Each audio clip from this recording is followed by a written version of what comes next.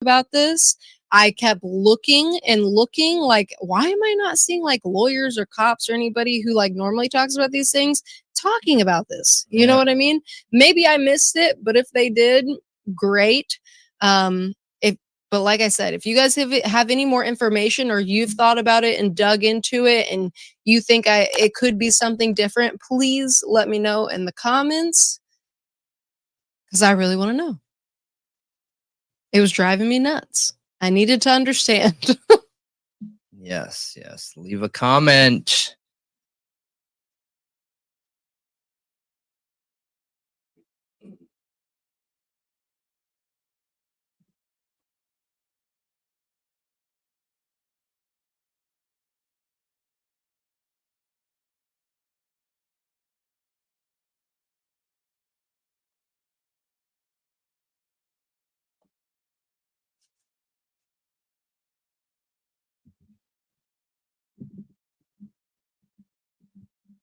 What is going on, everybody?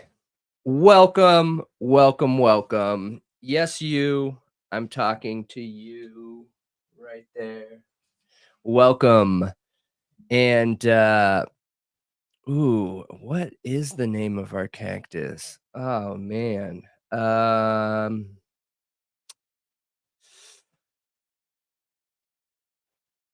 Man, I don't know.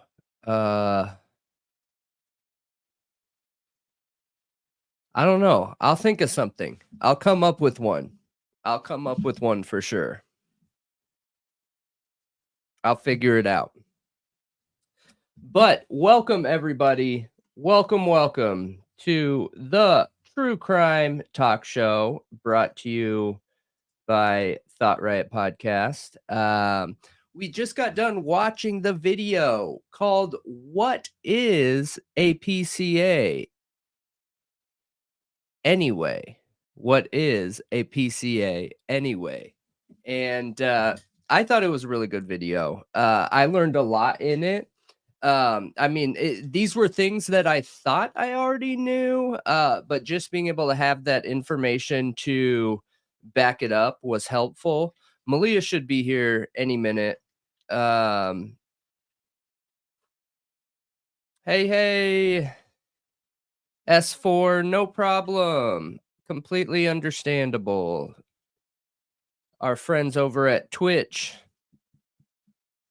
I don't think our YouTube family can see our Twitch family. So, but yeah, I thought it was really good information. Malia should be up here any second. Just make sure anybody just hopping in here, welcome. We're super stoked to have you here. We're excited to be here tonight. I'm excited to talk tonight and continue the conversation on this. Make sure that you check out all of our social medias. You can find us at every social media is /Thought Riot Podcast, except for Twitter. Twitter is /Thought Riot Pod, but we are on every podcast platform. If you're not sure where to find us, you can literally just go to Google, you can go to Yahoo, you can go anywhere. We have all of our shows verified. So when you search us on any of those search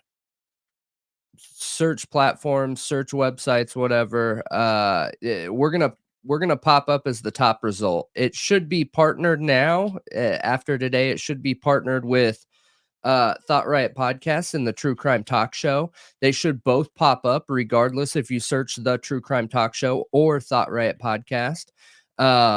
So you could always hop on there and find any of the platforms that our show is housed on. It's on so many of them. I don't even know all of them.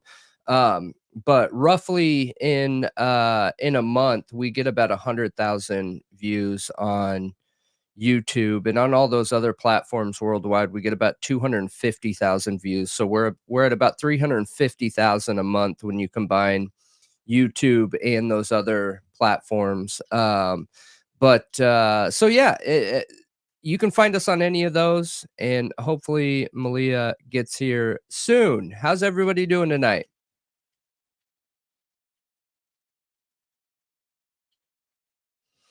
Hopefully good. Hey, Kimmy, how are you doing?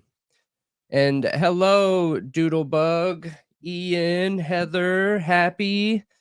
I do have to give a shout out to Stella Vella, who dropped a $4.99 super sticker during the first video. We appreciate that, and we appreciate you, and super happy to have you here. Thank you so much for doing that. Make sure you guys hit that like button, okay? Hit it now, right now. I'll wait. Okay, hit that like button and leave a comment. Those two things do the most for us. First time, kind of nervous. The microwave. Hey, the microwave. First time on YouTube here. Don't be nervous. We have a really calm chat. I mean, sometimes it gets a little bit rowdy, but in comparison to other shows, I would say it's a more calm chat. I will tell you that about 75% of our viewers don't engage in the chat. They do just watch the video. So disclaimer would be, if you guys are in the chat and you start, feeling some type of way, or you feel like people are being too rioty, too crazy, I would hop out of the chat and focus on the video or the content, and not the chat so much. Everybody else, the disclaimer is, we have one rule: all theories welcome, all opinions welcome, all hypotheses welcome, all facts, all laws, and everything in between is all welcome, with one stipulation.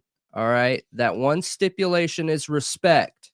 Every single thing can be talked about in the world, as long as it's talked about respectfully, right? An argument immediately ceases to exist the second it becomes disrespectful. And you guys are too smart, too bright to allow your arguments, your opinions, your thoughts not be heard, by going down that route. So let's just stay respectful with everyone and have a good time. Amen. Yes. I have a couple shout outs we're gonna do tonight, and I do have a little bit more mansplaining to do before we really get into it, guys. So one other shout out here. We got shout out to Cheryl, continuing the membership, I believe. And that's awesome. We appreciate you and love having you here. So let's get into the drama. All right, I'm going to talk about a drama topic without being a part of the drama. All right, salesman We specialty. got this. Yep. Salesman specialty. So rule of thumb is Rasta Four Eyes coming in. I forgot my computer. Gifting 5 memberships. That is incredible. We appreciate that. And I mean, what computer do you need? We literally have computers laying everywhere in here. I'm not even joking. There's a computer sitting on top of a computer. There's another computer. There's another computer. And then there's 2 more over there. Grab one of them. I know. That's what I needed to do. Yeah. I forgot to set it here on the stand in front of me. But we appreciate you, Rasta. That is awesome. Coming in hot, hooking people up. That's incredible. All right. So let's get into the drama. All right. So a salesman's specialty. I never expected you to say, let's get into the drama. That was really the salesman specialty, because I'm going to bring up a topic. And this topic, I just want to be clear when I'm saying it, that me talking about this topic does not mean I have an opinion about anybody involved in it, okay? Because I am not talking about singular people. I am not. That is not my goal here. I do not have an opinion. I accept and welcome all opinions and people, and that's just not that. That's just not what I do here. I'm not here to judge anybody. I don't care. But one of the topics I would really like to talk about and give a shout out to. So right now, what is it? In the past couple days, there's been drama around the whole who came up with the DNA on the button thing, right? Don't say names. No, I don't think it's about who came up with it. I think there's somebody who has done a massive amount of work on this topic, literally contacting companies, doing research on scientific I wouldn't even go studies. down that. And okay, well, there is somebody who's been doing all of that work. I understand it. Yep. Just okay. So when did this start? Today, as far as I know, Okay. but I think it had maybe like the past 2 days. I don't know. Okay. So there's just a topic that came up in the past 2 days. All right. And within that topic, it involves a lot of science. And within that science, there was some like back and forth conversation about who knew what and where they got it. And that situation is what I'm not going to talk about. I have no idea. I don't know those people firsthand. I respect them and care about all those people involved. And I just don't have any opinion on that. One thing I will tell you and talk to you about is the actual topic itself. All right. So the actual topic itself is the DNA on the button snap. Okay. Now this is super interesting because it was by complete random dumb luck. All right. That hang on, I'm trying to share a page here. So it was by complete random dumb luck that while all that drama was going on, I reached out to somebody on the Reddit group, Bryan Kohberger Moscow, which you guys have heard us talk about that quite a bit, right? And I was just on there like I normally am, and I saw this and I started reading it, and you know, I thought, whoa, that's incredible. Now, what's interesting is I reached out to the viewer or the poster of this, right? And the poster of this is Chloe Penny. And I want to make sure and shout them out because this probably got brought up to me. Like as soon as we started talking about Bryan Kohberger, you remember the first DNA topic that we got that was brought up? So it was around Texas and the sheath, right? The very first DNA topic that I brought up was the questions I had around a law enforcement agency, specifically Idaho, reaching out to and subcontracting another scientific department in Texas, and how weird that is and how strange that is. Well, as soon as we posted that video, I'm pretty sure Chloe Penny reached out to me. Somebody did. And when we were talking about this topic on here, when I reached out a day ago or whatever, she or he was like, yeah, you should go back and look at your history because I have been talking about this for a year. So the reason why I'm saying that is because they have done a lot of work on this topic and has a huge investment in learning, you know, the reliability around this science. And this science is so interesting. And we're going to get into it and do another video on it for our pre-recorded content, but I want to be able to go through it with you guys briefly, talking about trace DNA and its persistence on various surfaces, a long-term study investigating the influence of surface type and environmental conditions on metals. So metals are alkaloids. Correct. Right. And for those of you that don't know, alkaloids break down, what do you call it? They're antimicrobial and something else. Yeah, but isn't it not carbon based? They break down cellular material. Cellular. That's it. They break down cellular material. So one of the big concerns is number one, right? in the Bryan Kohberger case, you have touch DNA, which a lot of people get confused with touch DNA. What it is, they think because it's being called touch DNA that it's literally a fingerprint. Well, And it doesn't have to be a fingerprint. It can be, but it doesn't have to be. It could literally be just that's skin cells blowing off of you. That's why the term trace DNA and environmental DNA are more accurate. When we're talking touch DNA, I mean, people do automatically assume that means a fingerprint and there was cellular material, DNA, skin left on the fingerprint. That's what they're assuming, is that they're pulling this trace DNA off of a fingerprint. And oils and stuff like that, and that would be accurate, but we don't have any indication here that it is in fact touch DNA like a fingerprint. It's trace DNA. And they use those terms interchangeably, though, and I think it's being assumed that it's touch DNA because it's on a button snap, when really it's just a few cells that were collected. If there was a fingerprint, you think we wouldn't have those comparisons? You don't think we would have, there's a fingerprint, partial. Yes, right. There's a partial fingerprint, and we lifted DNA from that partial fingerprint. There's no indication of that whatsoever, not in any of the experts, which these are DNA experts who wrote declarations and gave some information on what we're looking at here, Ann Taylor's declarations. There's nothing mentioned about there being a fingerprint. Yeah. No, I got you.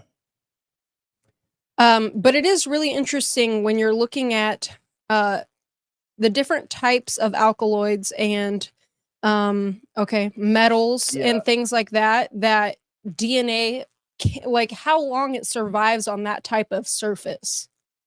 Yeah. And what link, Kane? And CH, it looks like you are asking a question about a video for one of the content creators in the drama. So I'm just not going to talk about names. We are not going to be part of any drama. Number one, I haven't seen that video. I only have my communication with Chloe Penny. So anything outside of that, I have zero answers on. I have not had the time to watch anybody's content. I just know about the drama, and we don't involve ourselves in drama, period. It just nothing, zero. So I don't know about that video. If you want to promote it in the chat, by all means, absolutely you can. I just don't know enough to share that. I don't know what's being said in it or anything. I just know that Chloe Penny reached out to us like 6 months ago on this, and had been talking about this for over a year. So I'm not sure about anybody else. So but yeah, absolutely. Chloe Penny's research on this in this study, I keep saying she. I don't know if it's a she. Yeah, we don't know if it's a he or a she. We've had minimal interactions with her, like here and there. They. We don't want to misgender them, but well, I just don't know them like that. Right, we don't. Yeah. We don't. I just know that this argument is incredible, and I'll tell you that. And thank you to Chloe Penny for sharing it with us, because this does feel like a game changer. It feels like this could literally turn the case in the opposite direction, because that DNA, I think, is the most solid piece of evidence they're going to have to fight in court, whether we all believe it's solid or not. When it comes to the jurors looking at, there is his DNA on this knife sheath at the crime scene, that's going to be the hardest thing to change a juror's mind about, in my opinion, compared to everything else. Yeah. And gosh, I hear you, CH. I just don't watch content. So I'm just being honest with you. I haven't been able to watch anybody's videos. All of our all of my opinions are my own.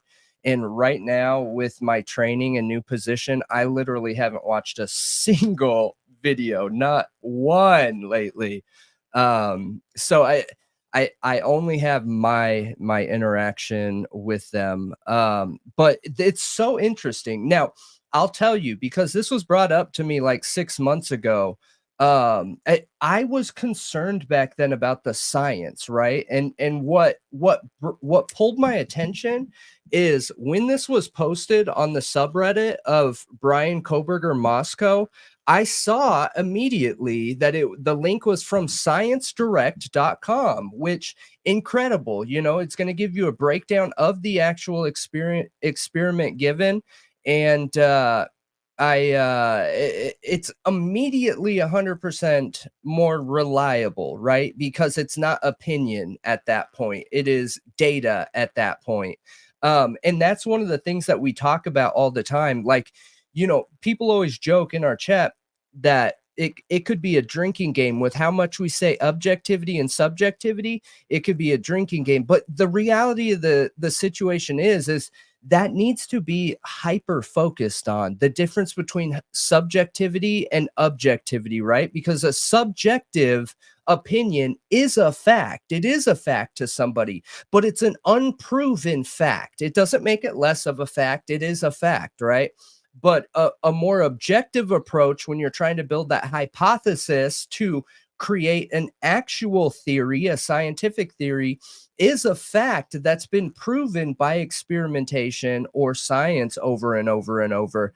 And I think that now, looking into these things, it's there and we have it that I've been able to see here. And maybe we've had it the whole time. I don't know, you guys. I have not put enough research into this to know one way or the other. I don't know, but it's an incredible find and argument. Now, I have one concern, right? Do you think, okay, because this is all great and everything, but do you think that it's going to say that the DNA was literally on the metal?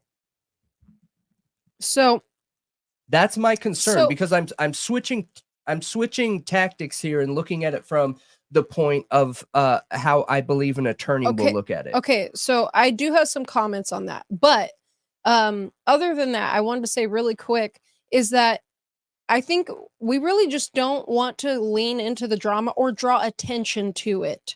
Drawing attention to it creates more problems for the people involved. And we just want to highlight Chloe Penny's research on this and the data she brought, because that is the most important thing here, because this is a really big deal. The science doesn't, it could be, yeah. The science doesn't appear so far when just looking at this basic, like super basic we haven't dug super deep into it yet. It doesn't support what we're being told, the narrative that we're being told.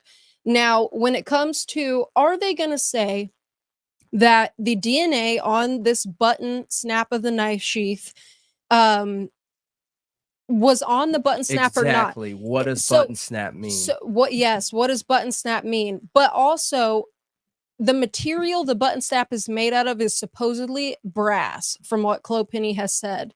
And DNA supposedly cannot survive on brass for any extended amount of time. I've seen proof of it being brass too. I believe. But my question is the other side of the button snap, the part that goes into it, is that also made out of brass? And if you have ever put together a button snap or looked at one very closely, there's two sides to it. Okay, the top part that is like, what would you say, concave, and then there's the other part that's on the other part, okay, that's convex, and they fit in together and lock together, right? I have another possibility too. Is the inside of the button snap also brass? Because if that's not brass, could DNA be inside of there hiding and it's not brass, so it's surviving? Or is it around the exterior, more so on the leather? So, yeah, okay. I'm glad you like said in that. The crease so hang something on here. When we first got statements, right? And again, these are not proven facts, you guys. Be very clear here. These are not proven facts, okay? We were told that sheath was sent down to Texas because they had the vacuum, this little, it looks like a pen, and it is a vacuum that vacuums up tiny, tiny, tiny little pieces of cells that can't be picked up by a swab. Okay. So we were told it was sent down there and it was taken apart, and they have this little vacuum, and that little vacuum is what found this I thing. mean, we weren't told that. We were speculating that. Nobody has said that officially. I mean, I didn't come up with that speculation. No, we just know Othram has the vacuum. So we assumed that could have been it. Yeah, but we showed an interview. I'll have to pull it up. That's why I said it's not my theory. Trust me. I wish I could take credit for it, because I think it's spot on. I think realistically it's the most reliable one. But I'm pretty sure we watched a video talking about it from it was one of the news sources, I think, that had, who's that writer that a lot of people Blum. It had Blum on it and an attorney, and it wasn't Crime TV, Law and Crime, no, court TV.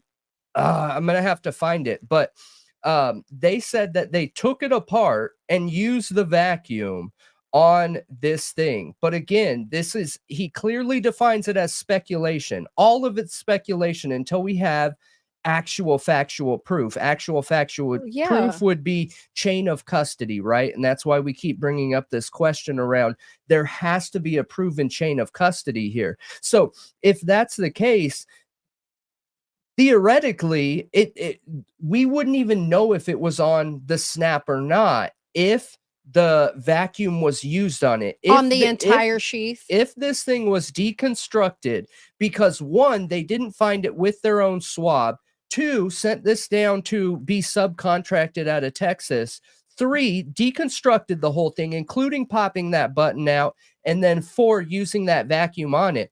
That vacuum has a little micro container in it where these cells are gathered in. Okay, so this science is phenomenal. I am obsessed with it. It's incredible. And I wish I would have listened to Clopenny a long time ago.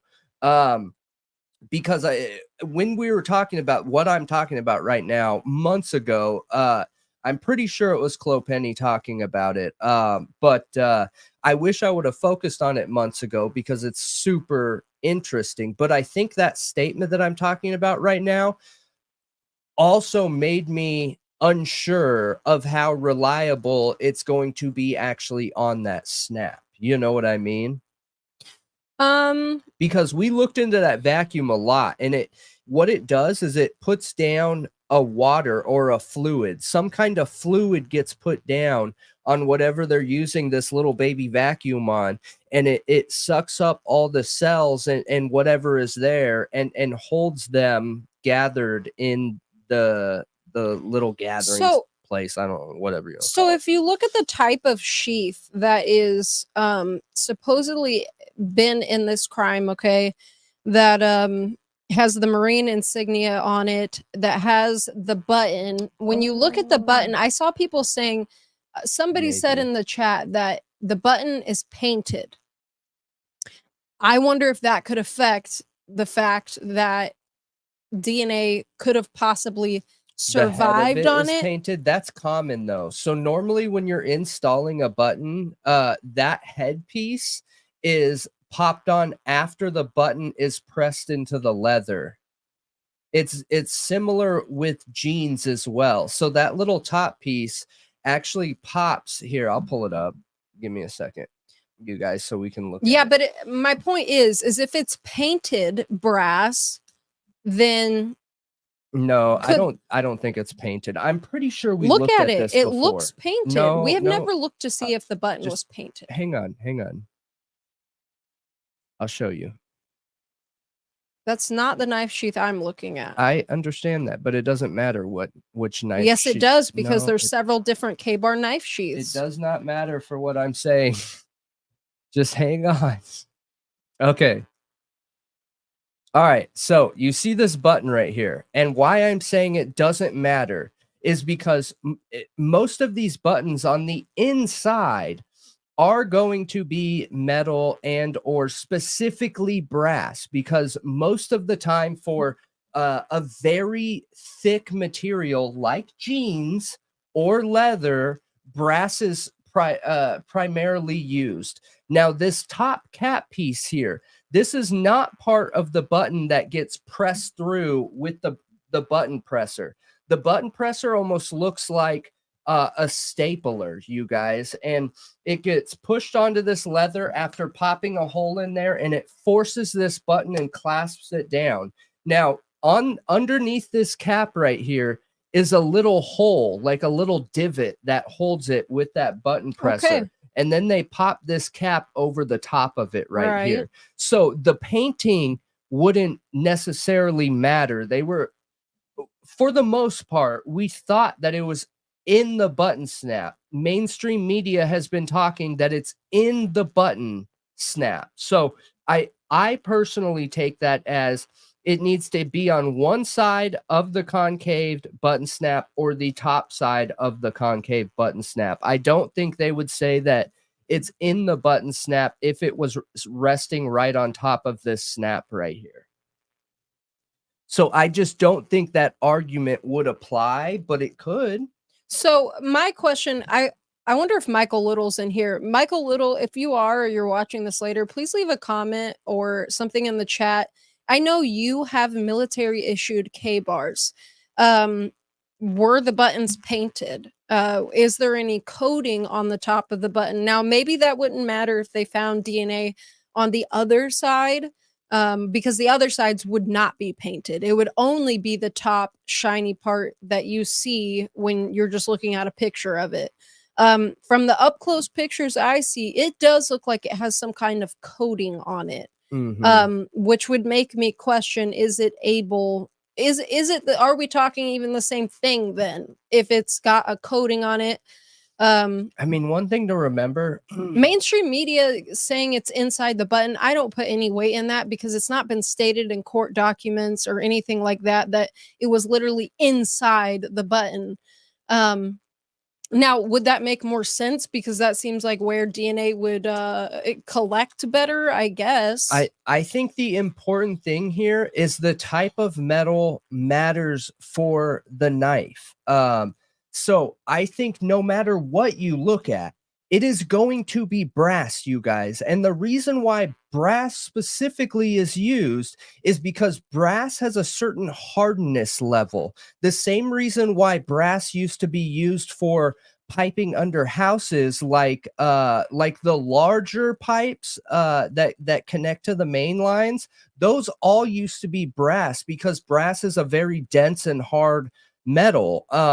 So when it comes to jeans and leather, especially thick leather usages, that's not a word, they primarily use brass. So I don't think there's a question in it. I'm pretty sure if you're making a leather product, especially with a leather of this thickness, you don't have a lot of options other than brass or like, what's that, the medical steel, whatever. I think those are the only two metals that would be hard enough for them to install it in a leather of this thickness. I mean, from everything, I mean, it sounds like Clopenny reached out to the company and confirmed with K-Bar that they are made from brass. But I mean, so I don't think that's the question. I think it's, does painting it or putting some coating on it make the study not as, does it make it not, like, can we not compare the two? Because the study is not using painted brass. They're using just plain old brass. But I don't know. Like, I guess it wouldn't make much sense that they collected the DNA from just that one top part of the snap. I mean, now, my question is, painted, if they're alleging Kohberger bought a K-bar just to commit this crime, and he ordinarily seems to wear gloves no matter what he's doing, he would not be dumb enough to handle the knife without gloves ever. I guarantee you he would. That's pretty subjective. It is subjective, you're right, but I just don't see that as possible. We have seen many accounts of him wearing gloves, like to separate trash in the privacy of his parents' home, supposedly. Now that is speculation still, kind of, but no, wasn't that mentioned in the officer's report? No, It wasn't? It wasn't. But I just want to say something with But if that he's real wearing quick. gloves a So lot, like if if I bought a knife to commit a crime and I understand that, you know, DNA could stick to things, why wouldn't you wear no, like gloves straight out of the box? you're missing the Yeah, but point it's that a it can brass literally button. fly through the air and land on it. So that's us making the assumption, which I think is interesting. But okay, real quick, because you said a few different things, and I always want to play the flip side of the coin here. So with the trash separation, why? And I implore you guys too, okay? Why is that always presented like that looks like he would be guilty? I Help don't me know. understand what's don't know. guilty looking about separating trash. Are people trying to make the assumption and connection that, oh, he's worried his DNA will be in that trash, so he's going through the trash to hunt for microscopic DNA that anybody with any amount of test or training would know it would already be transferred to other items in there, and then taking that potential DNA source and putting it in a baggie so his DNA isn't in his home trash, but it goes in his neighbor's. Like, is that what we're suggesting here, you guys? Because I don't understand why baggies, putting trash in baggies looks guilty. I have a very hard time understanding that. Okay, he was putting trash in baggies, all right? He comes from, and we did look this up, but Pennsylvania is a recycle state. The entire state recycles. So how do we know he wasn't recycling? How do we know he didn't have a grocery bag and pulling recyclables out and putting it into a grocery bag? I have no idea. Me neither. And I want to understand why people use that as an example to prove he's guilty. Like, I don't understand they're why trying to- gloves and trash means guilt. I think they're assuming that he is trying to get rid of evidence. But Okay, so not DNA, but literally evidence. yeah. And maybe not get his DNA on the things. Whoa. That's interesting, because listen, you guys, if you want a pro criminal tip here, ready? Pro criminal tip. What? Are you listening? Yep. So the pro criminal tip is that once you put your DNA in a trash can, it goes everywhere. It transfers. Yeah, obviously. DNA transfers no matter what you do. I know. That's why it doesn't make any sense. That idea. Yeah, I mean, it doesn't make sense. I mean, if you're really that worried about DNA, wouldn't you just like go in the backyard and burn it? Or go bury it somewhere? No, you just don't do the crime. Otherwise, Well, you're going to get caught. Obviously. You know? Obviously. Yeah, I get it's that obvious, but other than that, no, not with how precise our machines are nowadays. There is no way to manage that. You're risking DNA getting on a crime scene no matter what. The only thing that could save a criminal nowadays is the crime not severe enough they don't want to dump in tens of thousands of dollars for the testing. That's the only thing that could save you. Otherwise, you're risking it no matter what. The only way that you could protect your DNA from not going on a crime scene is a full body suit, including glasses, airtight, everything. That is literally the only way. Otherwise, literally, Yep. DNA goes. Yep. You know, if you just touch something that transfers thousands of skin cells, testable DNA, just from that. Mm-hmm. Wild. It is wild, but it's also what's interesting to me. And Phil said in the chat, like the leather is what is like susceptible to old trace DNA, and I agree with that. I've been thinking about that a lot actually for a long time. Is how odd they said the button snap. Like you wouldn't expect that. I feel like that is the least likely place to get DNA because it's metal. You would expect it to be in the most porous surface, which is like where the belt goes in, where it's not like smooth coated leather somewhere, you know, like inside the knife sheath. Like that's where I would expect them to find DNA collected.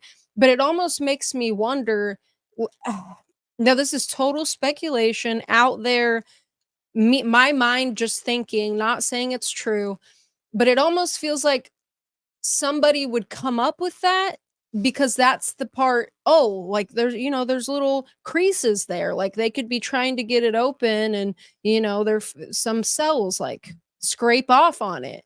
But with it being brass, guys, that doesn't seem very likely now that that would be the place that DNA would collect. That seems like what people would want us to think is like DNA would collect around the button snap because of the scraping and trying to get it open and all of that.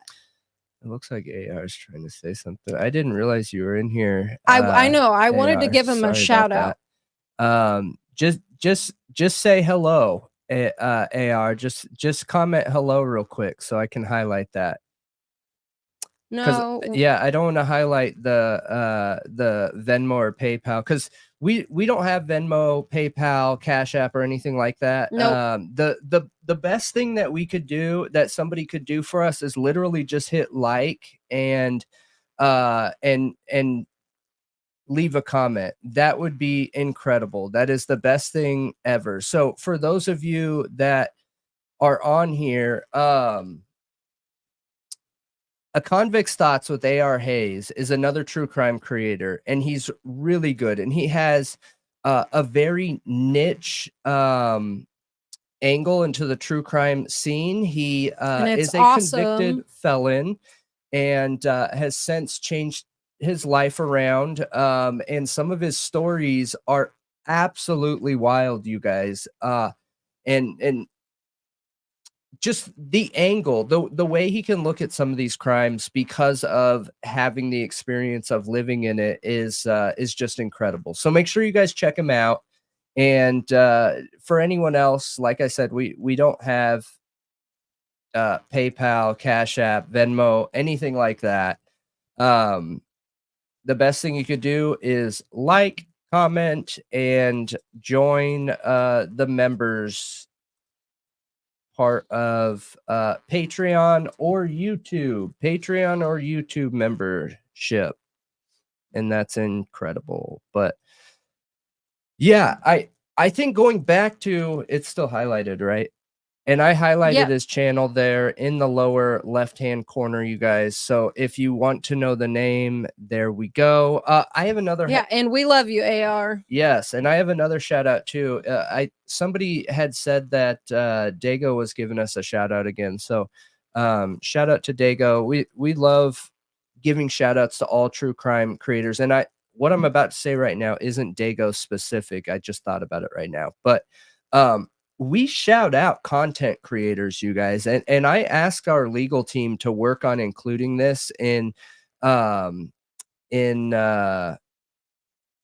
whatever the statement. The disclaimer. I'm having an ADHD, not the disclaimer, the second one, but whatever. Okay. So I asked our legal team to include it in our disclaimer that, you know, any true crime, any content creator we talk about does not necessarily mean that we agree with them, right? And again, like I said, this is not Dago specific or AR specific. It's just generally, if we talk about somebody, we are not co-signing everything they've ever done ever. That is the most ridiculous assumption ever, and people love to make that assumption. It just means that we care about them as a person and respect them as a content creator, and that's important nowadays. We need more of that. You know what I mean? Mm-hmm. I am Italian. What are you talking about? You are? Yes. What do you mean? I thought you assumed you were Italian, but you didn't know, I thought. No. No, everyone's choices are independently their own, and it's not our place to judge or co-sign it. Like, it's just not our place. I will not do a DNA test. No, he will not. I've asked him if he wanted to. I haven't done one either, even though it's really interesting for me. And I would like to. I'm not going to, just because there's not enough laws, as we discussed in the Wild Wild West video on DNA. I There's agree. not enough protections for the citizens. Not yet. Yeah. If those protections are increased and laws are made that are specifically with the citizens in mind and the Constitution in mind, then I may do it. Yeah. But just company policy that's can be violated by police and there's no accountability, no. You have a really great memory, Happy, and then we'll get back to what we're talking about, because you're right.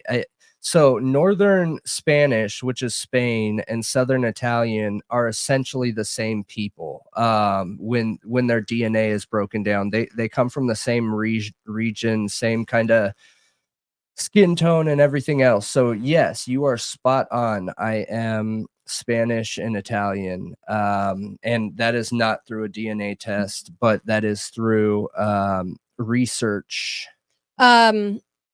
Highlight KK Blevins. New member. All right. Yes, welcome. We're happy to have you. Yes, absolutely. So I wanted to say, Stella Vella, we've actually shouted out Neeks Peaks one time. Yeah. When we were talking about like the whole PSYOP idea, right? I think the only person we ever, sorry, go ahead. You can finish. I think that video about it being a PSYOP you thought was really compelling and interesting, though. Like, again, it's not like we agree. We're just talking about it because it's thought provoking. Yeah, no, Neeks Peaks is incredible. She does really good content. We've actually shouted out Neeks Peaks quite a few times. I think the only person we've ever forgotten to shout out was I'm drawing a blank right now. True Crime Design. True Crime Design, and that was yes. the beginning of our show.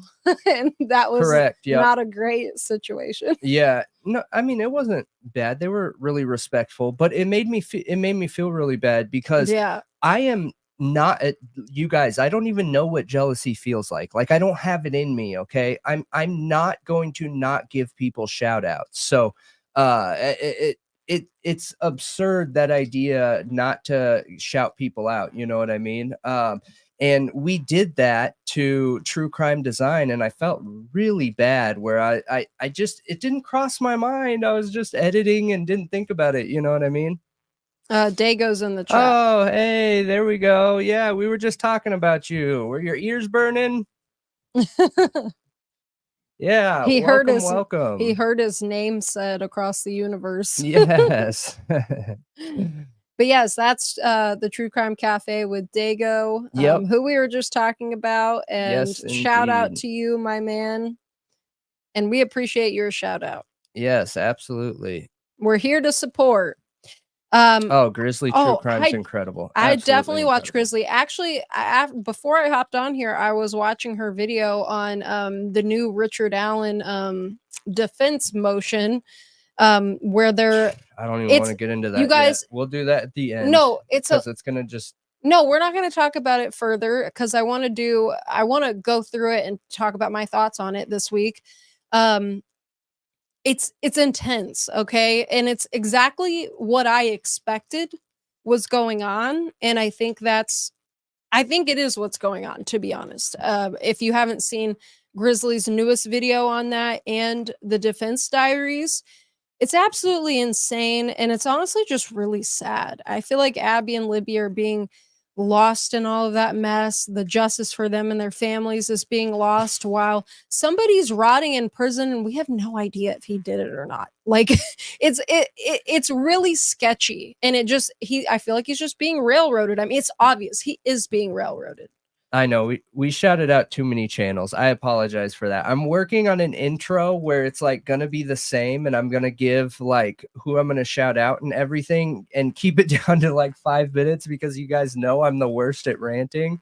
Yeah, we left the True Crime Cafe with Dago up on the screen in case you guys want to know spelling or anything like that. Just check them out. You know, you don't have to. Let people know when you're swinging by that Thought Riot suggested, and you're just stopping in to say hi. And we got a couple new members here. We got a Todd Wright. Hello. We are super happy to have you here, and we appreciate that. And Duke, also a new member. Incredible. That is incredible, you guys. Super happy to see all the new names in here. Yeah. And new names means new opinions, objective facts, subjective opinions, laws, hypotheses, and everything in between, right? Yeah. So I wanted to say really quick, I did see your message, Kane, about checking that video out. We always pre-screen before we put something on the screen to watch with everyone. Our legal looks through it first. We try not to just pull it up in the middle of stream unless I can sit here and vet it first. Just in case, like, we don't want copyright strikes. We don't want to just play all of somebody's content. We'd rather just show you a picture of it and then talk about it, because we want them to get their views, you know, too. But I'll definitely watch it, and we'll talk about it after I can do that. Yeah, Regina, member for 3 months. Hello. Oh, I saw like a full video, Kane. I didn't see a short. We appreciate you and always love your comments you're leaving us, and you are incredible. Thank you for being with us for so long, Regina. And we got Dago as a new member here. That is awesome. And hopefully some of the Thought Riot family get come visit you and leave some comments and leave some love. I know that after we view these on YouTube, gosh, I gotta go blow my nose. I am like, I can't even think right now because my nose is bothering me. There's But I'm not gonna blow it on the I know, screen. just step to the side. But so hopefully we post this online and you get some new viewers, is what I'm trying to say, Dago. I apologize. Because we have a lot of viewers from all over the world, and we have quite a few viewers that have come to YouTube that have never been on YouTube, and we want to be able to spread the wealth in those situations. There's so many content creators out there, you know, and as you know, as a content creator, we're not one size fit all. There are going to be millions of people that despise us, you know, and then there are going to be a lot of people that like us. So we just try and get names out there and be kind and welcoming to everyone, because the world needs more kind people, you know. And then we have Victorine also. Yes. Oh, yeah. You had a concussion. I forgot about that. You mentioned that yesterday. I hope it's okay. Concussions can be serious stuff. Take care of yourself. They can be. Make sure you follow up with the doctor. Yeah. And I'm Greg, sorry to hear that. One of my favorite commenters, always making me think. I got to go blow my nose real quick, you guys. Okay. Yes, the door is always open here. We're happy to have all of you content creators in here joining us. We want to be like, you know, the channel on the platform that is like open to anybody and everybody. We don't want to like judge people. We don't want to put people in a box. We want to explore the science. Like if you have data or science or a really interesting theory, we want to be able to talk about it and share it and explore the possibilities.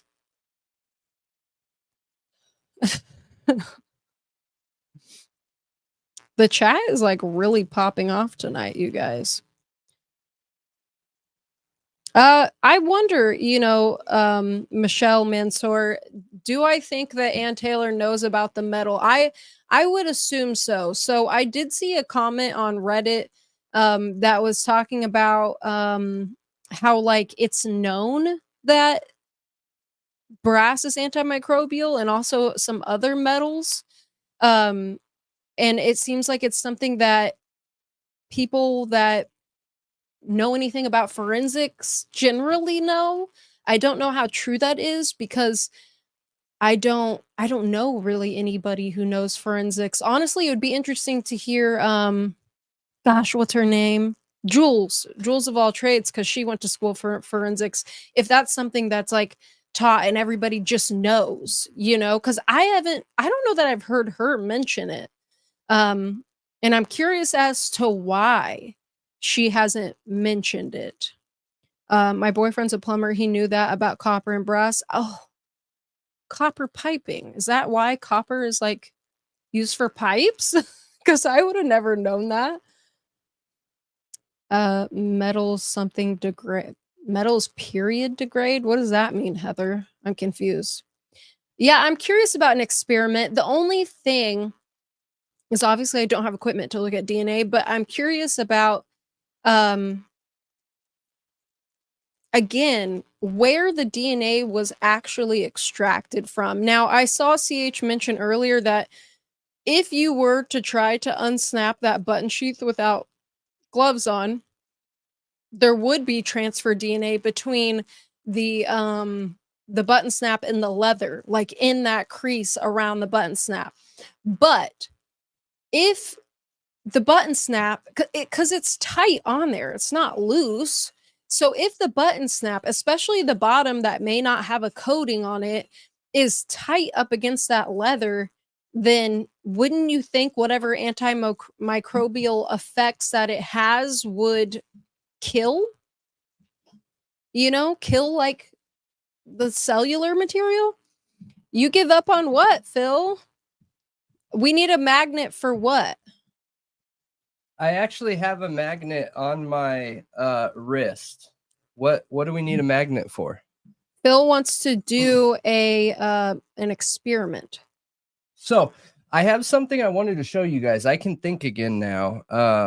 With ADHD, if something's wrong, most of you that have ADHD, you'll understand, but like if something's irritating you, you literally can't think. I could not get my thoughts straight with my nose running like that. So I do have something interesting here that somebody sent me. Okay, we are not going to get on this topic. All right, just I'm gonna prequel that we are not going to get on this topic. All right. Okay, Stella Vella, if I haven't seen that video, but if you want to send it in email or in the Discord, I'll keep an eye out and I'll go look at it.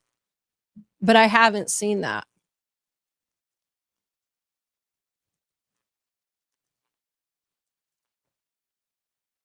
Hang on here. Kane, did you link it in Discord?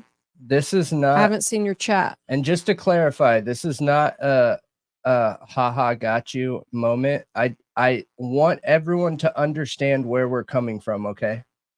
Oh, okay, an email. Oh, Doodlebug coming through with 5 memberships. That is awesome. Thank you. Thank you so much. That's incredible. Good looking out. And hopefully you guys got those memberships and you enjoy it.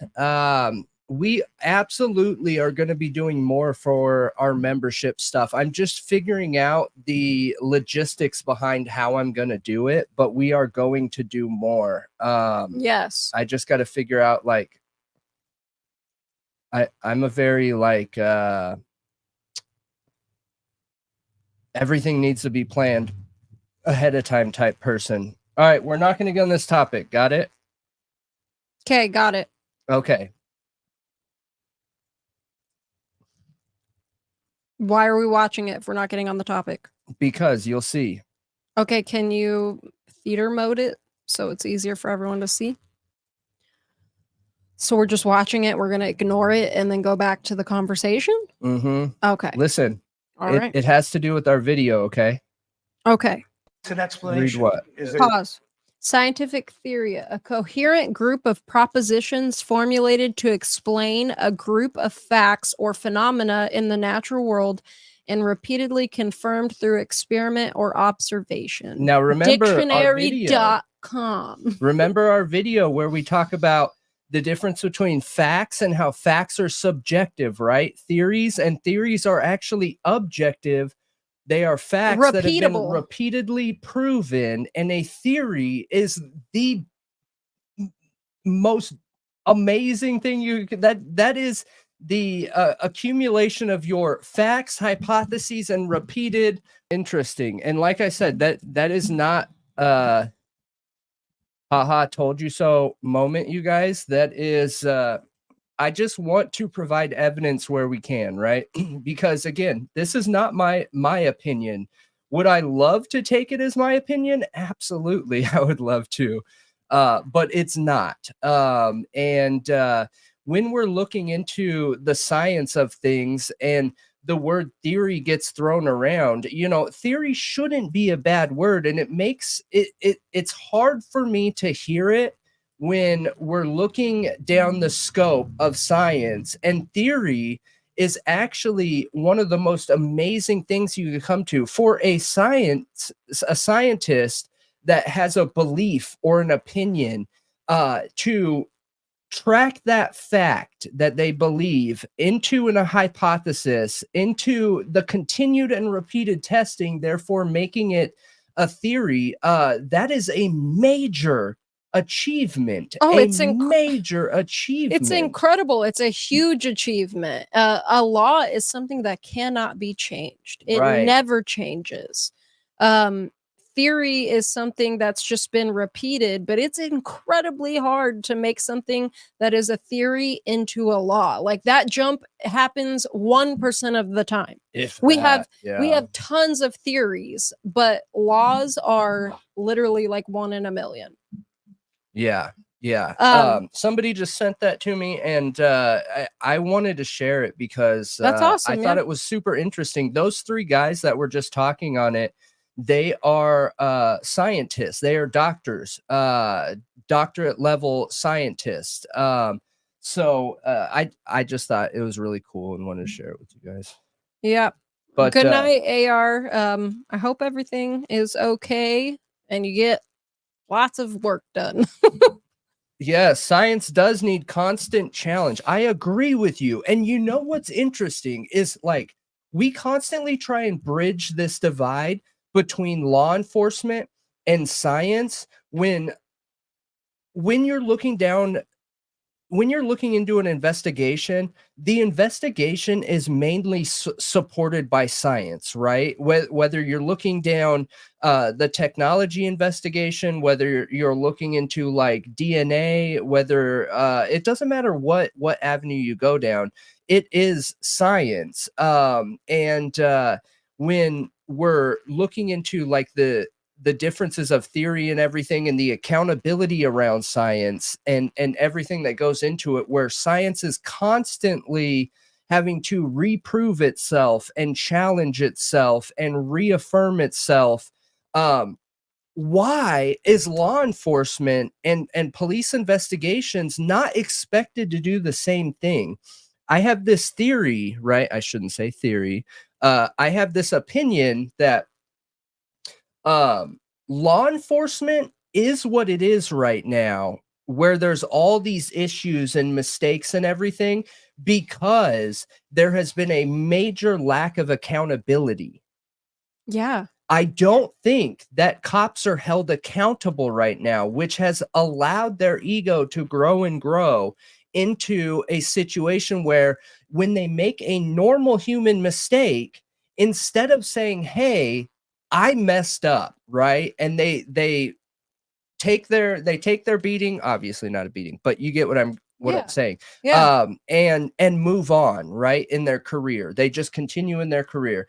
They now will try and hide it and change it and manipulate it, where that hurts everybody. Yeah, but I'm curious to honestly go back and look, and I guarantee it's going to be incredibly hard to find accounts like this of where an officer messed up in an investigation, came forward and said, I am so sorry, but I just realized that I majorly screwed that up, that piece of evidence. Like, please, what can I do to fix this? Yeah, if the punishment was so harsh that it's like, well, I should have just lied. Or if it was accepted and they could actually like do something to help, or if they had to be like fired or written up in some really harsh way, or like what happens in the situations where they fess up? Does it not feel worth it? Like, I've worked my whole career to get to this point, and I just messed it up, and now I'm like gonna be fired or looked down upon by everybody. Look, it's the severity of the mistake, okay? If we're talking about basic human mistakes here, a basic human mistake is not fabricating evidence. That is an intentional mistake, whereas a basic human mistake would be an unintentional mistake where maybe something was overlooked, or they were pigeonholing their investigation and falsely charged somebody because they believed it that was that person. Where you're going would be intentional. And I do have okay, well, how I'm taking it where you're going is it would be more intentional. And I do have an example, but that example is such a severe mistake, whereas they fabricated evidence and falsely charged with intent and knowing that that person was not guilty. There were 3 officers. 2 of them decided to lie. The third one came forward and admitted what they were doing was wrong.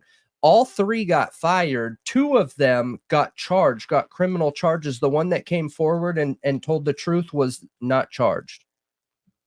Which is how they do it with just anybody off the street. If they have 3 perpetrators of a crime and one fesses up, the other 2 get the harsher punishment, and the one that fessed up doesn't. That's fair, though. I think for being honest, if they can choose not to charge you, I think that's a commendable thing. Okay.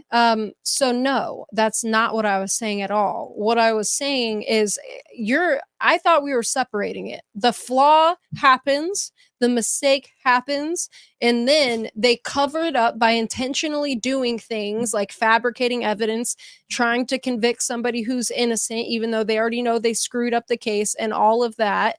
That comes after the mistake.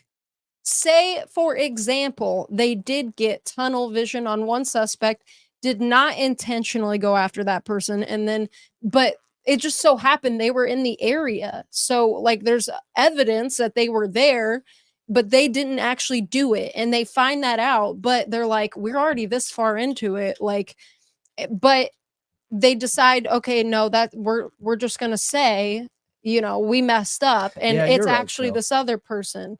Or say, for instance, then, like, let's think of something else that's a mistake. It's not intentional.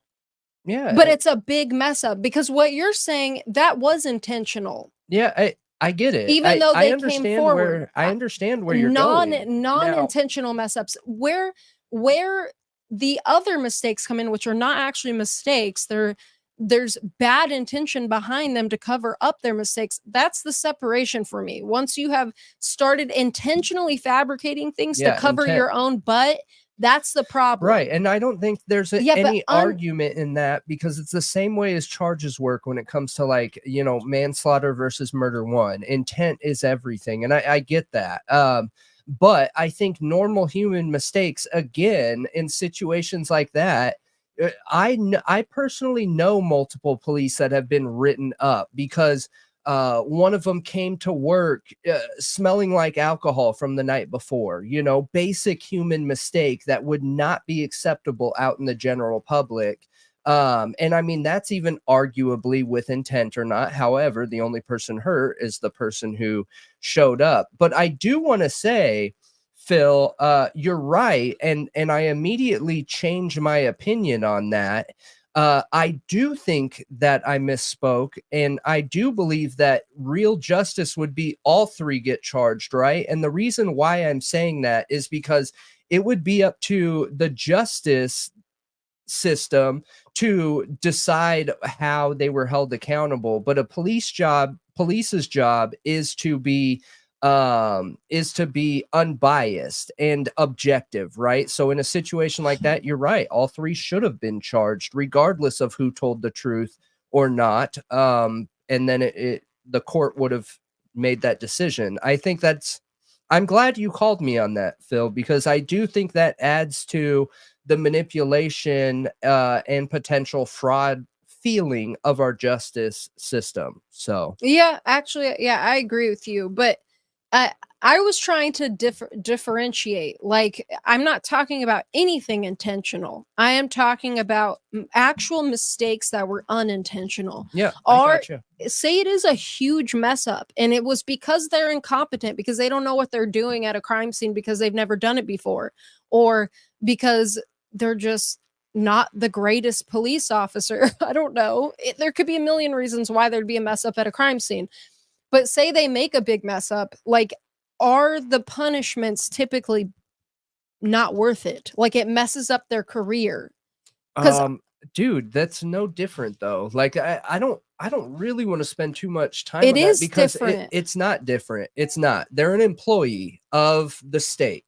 And it's the same as any other job, right? For those of you that go to work every day, if you made a mistake that impacted the overall financial situation of your employer, you will be held accountable. Now, the level of accountability is usually determined by human resources or your manager above you, and that is determinant on how big of a mistake it was and what it meant. There's no reason why law enforcement should be held accountable in any difference. I don't think their position means they need to be handled weaker in some situations if it's a minor mistake and more severe in other situations where it puts a person involved. I think what would create justice is fair treatment across the board, a national or state standard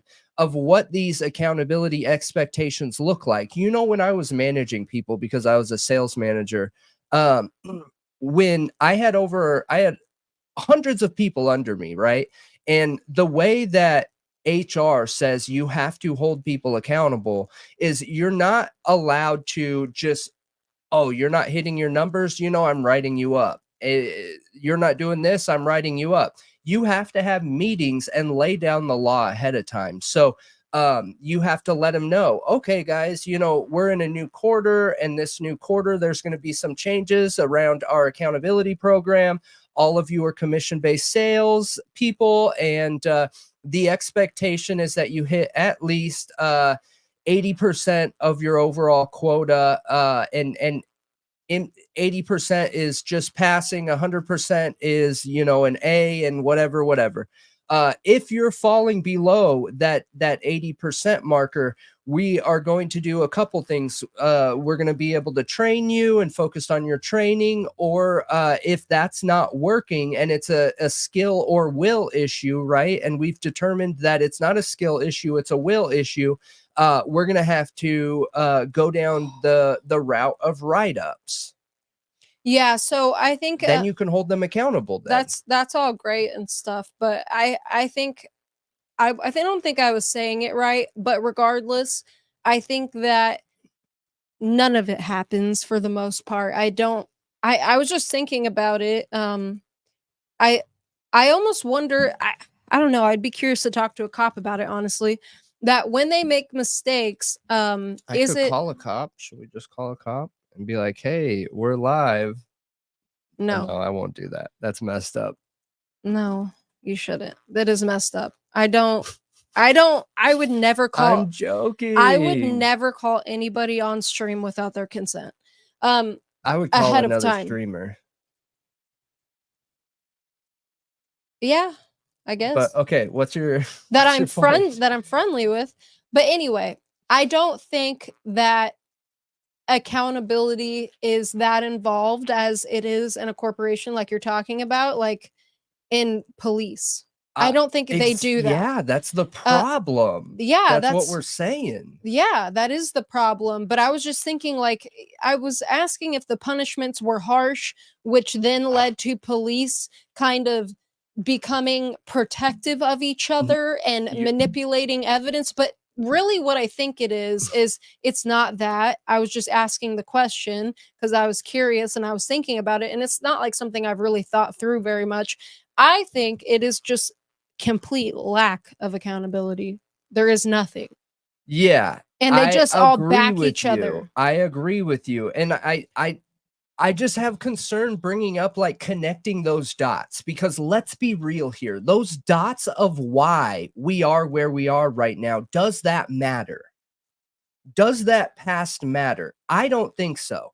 I think it could be a multitude of things. I think that it could be the war on drugs, which gave too many cops too much freedom. I think that the militarization of the police gave them too much overbearing power over society and citizens. I think that it could be what you're talking about, but let's be real here though. Like if we're trying to be objective and create change in these topics, the reason why doesn't really matter, you know. It's how do we change it, not why it's here. How do we change it? I mean, the why helps you answer the how. Oh, I don't think so. I don't care. So in any situation, I'm holding someone accountable. Your past doesn't matter. Your reasons don't matter. Let's fix the now. I don't care why the police are there. I care that tomorrow they protect and serve. I don't care what they did in the past. That's gone, you know? I mean, if you don't know what's happened, then you can't fix anything. I personally don't believe history matters, but that's just my opinion. That is very foolish in my opinion. It might be foolish, It's but super look, foolish. that's just how I manage. I don't think When we matters. when we discussed, and I'm not trying to get into political conversation, I just want to mention it.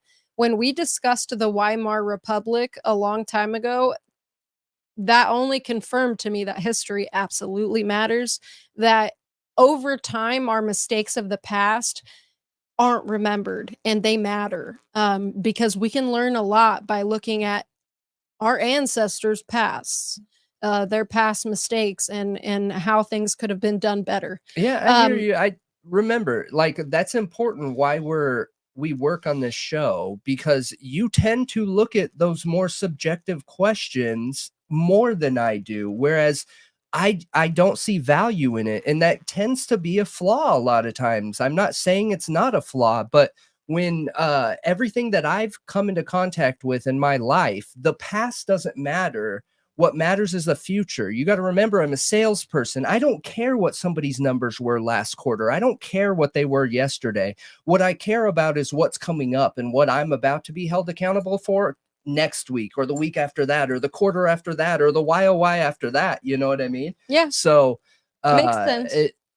It's just, I understand that it can be a flawed perception of things, but it doesn't change that's just how I look at things, you know? Yeah, sure. That's your subjective experience. And that's fine. I just think that as a whole, generally, when you look at the macro, I think everyone should care about those past Don't talk down to mistakes. her. Stop it, J. Ray. Get out of here. So anyway, moving on, we weren't really meant to get on the topic of police. We're meant to be, well, kind of, because we're talking about the PCA this episode. Yeah. But did you want to bring this up or no? No. No? No, but I mean, do you? There's think just that, no proof here is my only thing. I think that we've covered the topic of the button snap pretty dang good, you guys. And like I said, I just want to make sure that I'm shouting out the person that I was talking with about this, right? Clopenny. And for those of you that that don't, hang on here. For those of you that don't know, we have a Reddit, right? We're on Reddit, and on Reddit, one of our not even just our favorite, really the only Idaho 4 subreddit that we are active on is the Bryan Kohberger Moscow subreddit. And you know, they're accepting of all people. It doesn't matter if you believe he's guilty. It doesn't matter if you believe he's innocent. It doesn't matter if you don't know. They're just looking to have open, honest, objective conversation. And they've been very good about managing that.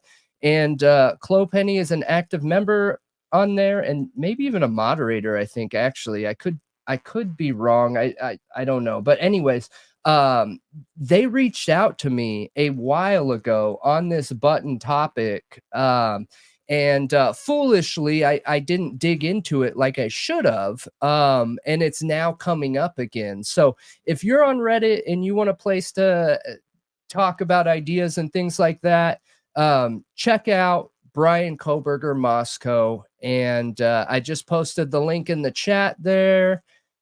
And add us. I think we almost have like 100 on Reddit. Reddit's been really slow to gather also, but yeah, hop on there. So you want to give a brief rundown of your PCA and the intent behind it and all that good stuff? So, Greg, we're not going to talk Delphi right now. I have begun reading it, but we're going to have a conversation about it at a later time because it is absolutely insane, and I believe it. So, anyway, real quick, I just posted our Discord, you guys, and for those of you that don't know, Discord is free. It is a place where we continue this conversation like we're having in the chat right now, and you have to have that invite link to join. So if you're having a good time, hit that thumbs up button, leave a comment in the comment section, not necessarily the chat, but the comment section is really what helps us out. Even if you just leave us a hello, hi, I like the video, I didn't like the video, anything in there, it's helpful, all of it. It does a lot to get our video out there. So please do that. Please hit that thumbs up button and help us get more out there. We're back to really where we were a while ago, and that's even included with all the issues of people false flagging and stuff like that. So we are back to our normal stats after a 2-week vacation in December. So people did not like us taking a vacation. No, they didn't. They didn't. And also, I realized that there's different levels of viewership in YouTube that I didn't know, and they don't tell you about. Luckily, just having someone that knows those things is very helpful. But taking 2 weeks off dropped our level of the viewership, like how widely YouTube allows your content to be found. J Ray apparently sent us information on the button snap in September. So everybody appreciate her. Yes. Because she was on it and we were not. Yeah. Anyway. Yeah. No, that's awesome. Anyway. So with the PCA, I gave it, if you guys didn't watch the premiere, a basic rundown is I started with everybody talking about the PCA not being the PCA and just being an exhibit and all of that. I started to question, why isn't this a traditional DNA PCA? Why is it so out of the ordinary? What even is a PCA anyway? And also the big question was, we had multiple people saying it's fake. No, we have people saying that it's a bait and switch, that it was I mean, that's it's not fake because it's real, but it's an exhibit. It's not a legitimate PCA. So I stared looking into I heard like fake. That's what I was told on two different times, that they posted a PCA with the intent of the public having access to it, and that the real PCA was being kept under wraps. That is what the general consensus was that I saw. Okay. The short of it is that I don't believe any of that. And Brendan didn't from the beginning, but I needed to actually understand before I could jump on board. I do think it's the real PCA, and here's why. So I started looking into, like, what even is a PCA? Like, why do I see some arrests that don't have PCAs? Why do I see PCAs that are like legitimate PCAs on certain cases? And basically is, we all know it's a probable cause affidavit. When they're getting search warrants, arrest warrants, things like that, they have to give what they have that shows there's probable cause to obtain that warrant. Now I've seen some things where, like, you know, if you're arrested, say you're driving drunk and you get arrested, well, a PCA is written after you are arrested. It can be used for a warrantless arrest, and they have a certain amount of time, like 24 hours for a misdemeanor, 48 hours for a felony, to get that written. But there's also PCAs written to get probable cause, to get warrants. And PCAs are usually only a summarized, basically summarized opinion of the arresting officer or lead investigator, that summarizes the evidence from their perspective. Like, it's their opinion of the evidence. I thought PCA meant like someone was saying Payne's conspiracy addendum. Yeah, that was a good comment. It doesn't mean that. Then why didn't he put PCA on it? So basically, why I think it's the real PCA is because Bryan Kohberger was not arrested in Idaho. He was not ever going to be arrested in Idaho.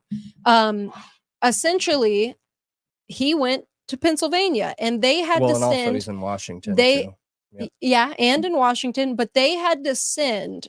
Okay, what is a PCA? It is, like I said, a summary of the evidence showing probable cause for somebody's arrest.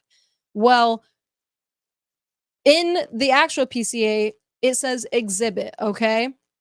A PCA, an affidavit can be an exhibit. It can be that. Right? Why are you smiling? You're making me feel really uncomfortable. I can't think when you're sitting there grinning like that. I was blinking code. What does that mean? I'm listening to you. Keep going. You're making me super uncomfortable. Anyway, you're making me like totally lose my train of thought. I wasn't saying anything. So the reason I believe it says exhibit, okay, to get to the totally short of it, is that it was always intended to be attached as an exhibit to an actual PCA in Pennsylvania. Yeah. That's why they never wrote an official PCA. And we're covering the Pennsylvania tomorrow. So. Yes. We're going to talk about the actual Pennsylvania warrant tomorrow. Yeah. Where, you know, it's already recorded and stuff. Yeah, where it's actually attached on there. Just because there's some interesting things. And the reason I think there are two, Exhibit A of Brett Payne, Exhibit A of Blaker, is because they were written for separate warrants. And again, they were attached as an exhibit to show probable cause because the actual officers in those states that were going to arrest Bryan Kohberger or search Bryan Kohberger's property needed probable cause from the state of Idaho, who collected all of this evidence, and then they wrote their own PCA. Yeah. I mean, they didn't write their own PCA. Yes, remember? They did. They said, we have this exhibit showing probable cause, and that document is labeled a PCA. Okay. Yeah. So that's what you're saying. But they leaned on the evidence of the exhibit. Exactly. So when I say they didn't write their own, I mean that they didn't use any of their own explanations for evidence. They used Brett Payne's exhibit and attached the entire document on there and just gave a rundown of who they were as police officers. So I just wouldn't call that writing their own as me personally, but it doesn't really matter, right? Those things don't matter. Who cares if they wrote their own or not? They leaned on the evidence of Idaho. Right, which Idaho collected all the evidence, but Bryan Kohberger wasn't in Idaho, so they knew they had to give probable cause to another state to arrest him. That is the only reason it says exhibit, is because it is an exhibit of probable cause, and it even signs Brett Payne's name at the bottom as affiant. Okay, it is an affidavit labeled as an exhibit to be attached to other documentation of probable cause to get warrants and search warrants to arrest and search his property. Yeah. So I wanted to be able to understand all of that because I'm not a lawyer and I'm not a police officer, so that I could explain it to other people, because other people are thinking, oh, it's not really the PCA, that's under seal, which it is not. And that means there's probably a ton more evidence in the real PCA. No, Right. what there is more evidence in is the criminal complaint and the discovery, because that's something I also Well, we learned. don't know that. I want to Is be careful, but normally, and not in this case specifically, but in cases in general, that's where you would find more I don't need to evidence. be careful. I do believe that. That does not mean that Bryan Kohberger is guilty or innocent. That does not mean the That's evidence. assuming you That does not know mean the there's more evidence. That does not mean the evidence is good or bad. I don't mean more than what we already have. I mean, there is going to be expert reports. There is going to be things like how they got that cell phone data, statements I from mean, I hope police. so. We don't have all of it. I We already understand. know that. I understand you're saying that, but where my concern comes in is like we don't have objective evidence that we can lean on saying, hey, they're going to have more thorough explanations of They their are. evidence in this document. We don't know. And the reason why I say that is because in Brett Payne's exhibit, that evidence is so manipulative, and the cell phone, like, we can just focus on the cell phone data, okay, just the cell phone data, and it is so wrong and so impossible that I have every time before I take a step in this case, I check my step 20 times because of how untrue that cell phone data is. So I'm just playing the other side. Okay, so I wanted to mention I learned more about what a criminal complaint is. A criminal complaint is usually not ready for months after an arrest, and it is more detailed than a PCA. It contains, like, it would contain everything found at his home, his parents' home, the car, all the things Right. we don't have. And I'm not saying that means it's better evidence or that it's even good evidence. It might all be crap. He might be framed. I have no idea. Or he could be guilty, and it could be incredible evidence. I truly do not know. By me saying more, that does not mean better. That does not mean solid. That does not mean anything. Yeah, that's why I'm It just means clarifying. I it don't know why just you're offended by it. just means I'm not. I'm trying to explain myself. It just means that, like, yes, we have everything in the PCA, but we don't have everything in the case. A criminal complaint is going to be what the actual prosecutors refer back to for their evidence in the case, which there's a gag order on. We do not have everything. Whether it's good or bad, like, whatever is in the criminal complaint, whether it's good or bad, we don't know, obviously, but I it gotcha. is going to be more than what's in the PCA. I'm just not confident. I'm So, not confident either. yeah, I got you. I don't know why me saying more means I'm confident. It doesn't mean that, but that when by somebody saying more, that's assuming that you know, right? And we don't know. I think We have no everybody should idea. know that. Maybe everyone does. I don't, and I will not jump to that. So what, you think conclusion. the criminal complaint's going to be exactly what the PCA is, and there's not going to be anything about his house or car If they or can't connect the parents' dots home? to make the science match, I absolutely think that. Absolutely. Again, more doesn't mean connecting of dots. Okay, but look, they searched his car and found nothing. Okay, so Yeah, but they're going to try to make it seem like it's something. okay, exactly. So if that was in there, that's not something, right? That's not real evidence. So that's why I want to play that other side of the argument, because just because there's words written on a piece of paper doesn't mean those words mean something. My point is there will be more. It doesn't mean it's good. Right.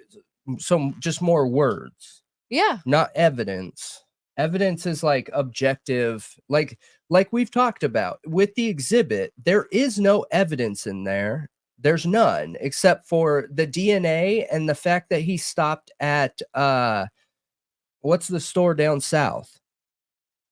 Albertsons? Yeah, Albertsons. Otherwise, it is subjective assumptions, making it seem like there's expert data. Isn't It's it the super? same reason why McDonough is, even as an investigator, coming forward and saying, hey, there's problems here. It's because when you look at this PCA, there are very clear problems. So like, by jumping to the assumption that they're, they are going to have more data, it makes me worried I'm going to mislead people that think maybe he's guilty.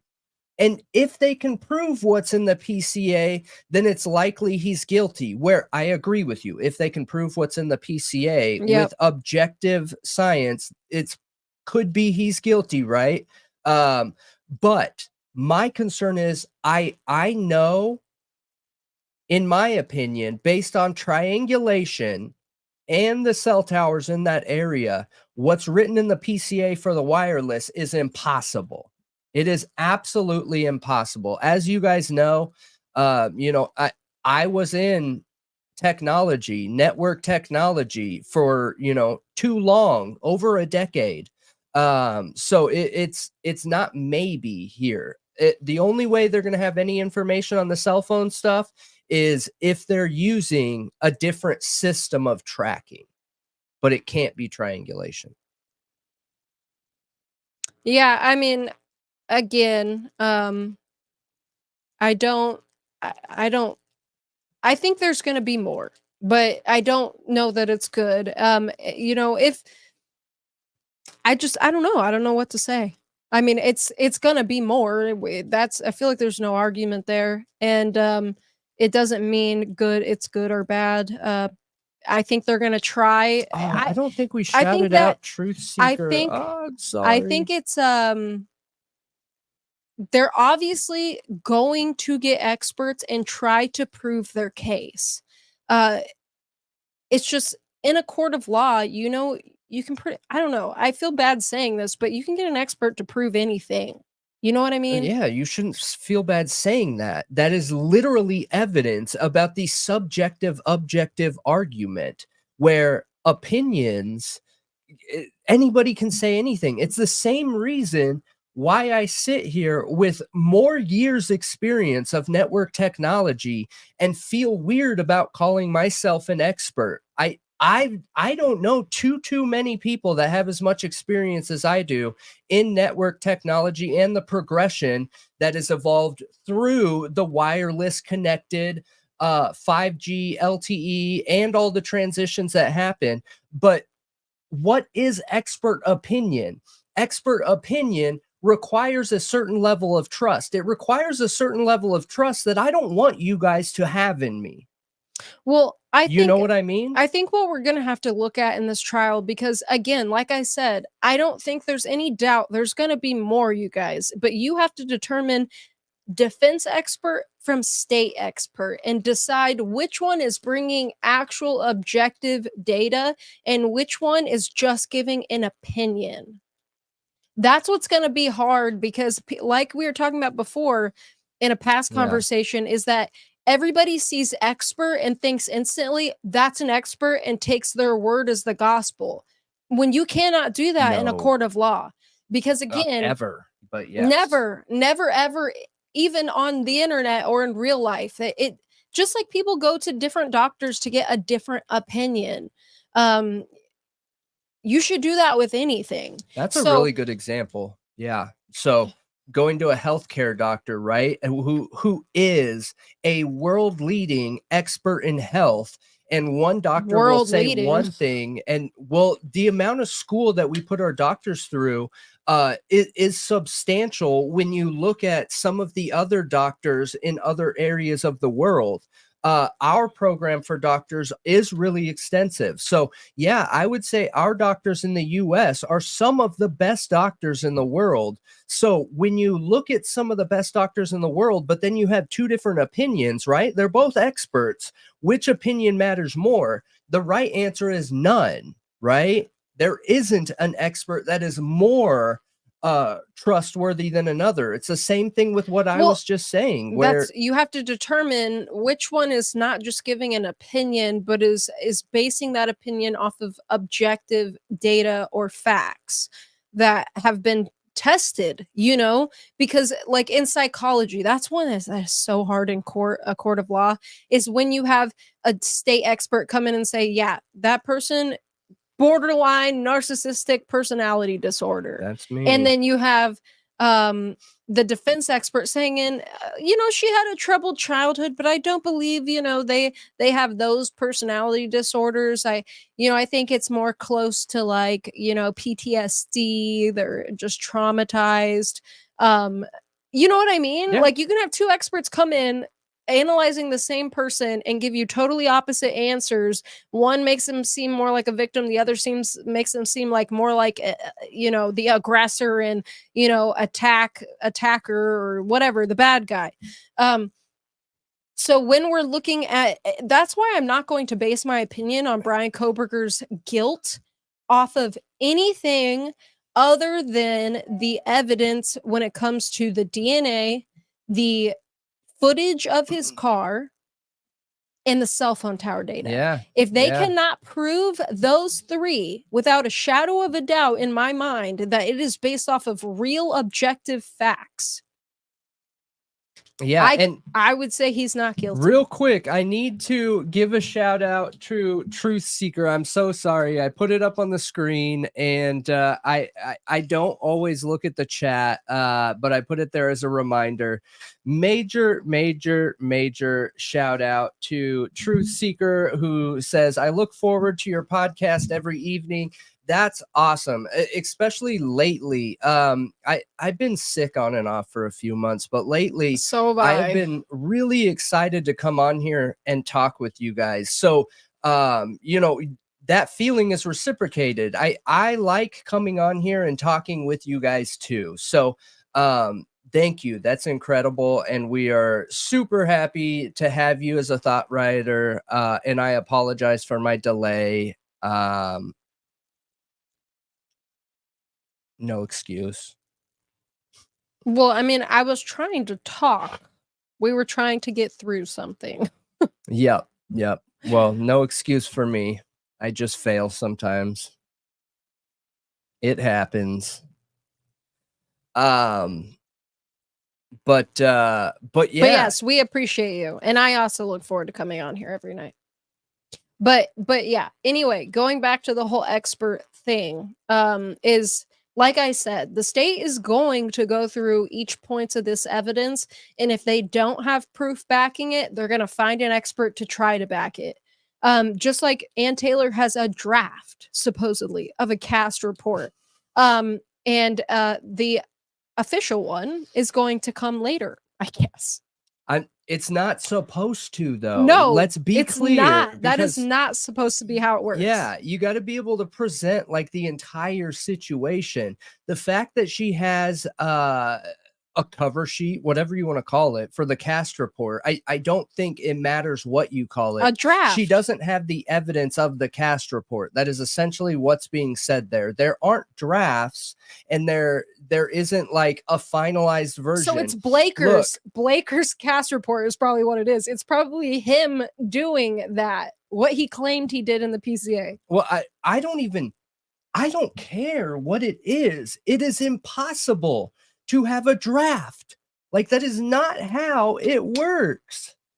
That's not how it works. You have to do the math. You have to go down there in person. You have to check the strength signal and work the triangulation between three towers, and a fourth is required. A fourth full tower is required for quality control. And like, how do you draft that? What are you talking about? Right. They're supposed to take their data after they've built an entire map, because they're not allowed to use pre-made maps to make this cast report. They have to make their own map of the area and the cell phone towers. And then they have to, do all their, research in the phone and looking at all of that. And then they have to go drive out there with a phone of the exact same kind and back it up. Correct. So you're saying the science, they have to prove the science. So you're saying none of that happened before they got to Bryan Kohberger? That's exactly what I'm saying. Because look, there shouldn't be, okay. Let me think. a good example of a cast report is the gosh, I'm drawing a blank. The rapper Melly. Yeah, so the Melly case. You remember the Melly case? YNW Melly. Yeah, and the Melly case, they had 10. So the entire time that night, he was under no fewer than 10 cell towers. So with 10 towers, that offers a really, really, really strong and reliable cast report and connection. Whereas they were able to show him literally walking around a car. They were able to identify it down to, inches. That's how confident having 10 cell towers to constantly quality control and check that data can become. But when it comes to the Idaho case, if you look at the cell tower data that they provided, it's a map. And on that map, it highlights the towers, it highlights the route that Melly took, it highlights which towers are connected and which one's the quality control. And then it red dots the location that Melly walked or drove or whatever. So, like, how you turn that into a draft, I don't understand. I don't understand. I don't know how it's a draft either. It's just concerning is all I will say. It makes me feel like the cast report did not exist until after the arrest of Bryan Kohberger, possibly not even till months after. Which, I mean, maybe, I don't know, like, when did they I think the question would be in these other cases. I just saw somebody mention the Vallow case. It was Green Punk, that it got Lori's brother down to inches in the backyard at Daybell's property. So I think the question would be looking, when was the cast done in these other cases, like the full report? And then why was it done at that time? Was it done, like, for the brother, for example, because he's passed away?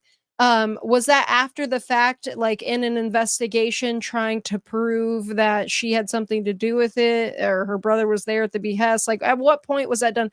The Daybell case, I feel like, is not a good example for the Bryan Kohberger case because of how, like, just complex it is with multiple people doing these things. Complex with multiple locations, multiple agencies, trying to find the children. And like, in my opinion, a lot of situations that all people that were involved on that case, on the side of police and the courts, did great.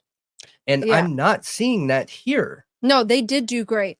Now for the YNW Melly case, there's also some weird stuff there, Proven fraud. Also, that I feel like is not a good example. I think maybe he could be guilty. We would need to look at fraud. We would need to look at a solid case where it appears everything was done pretty well, as well as possible, and an unknown suspect that they're trying to find.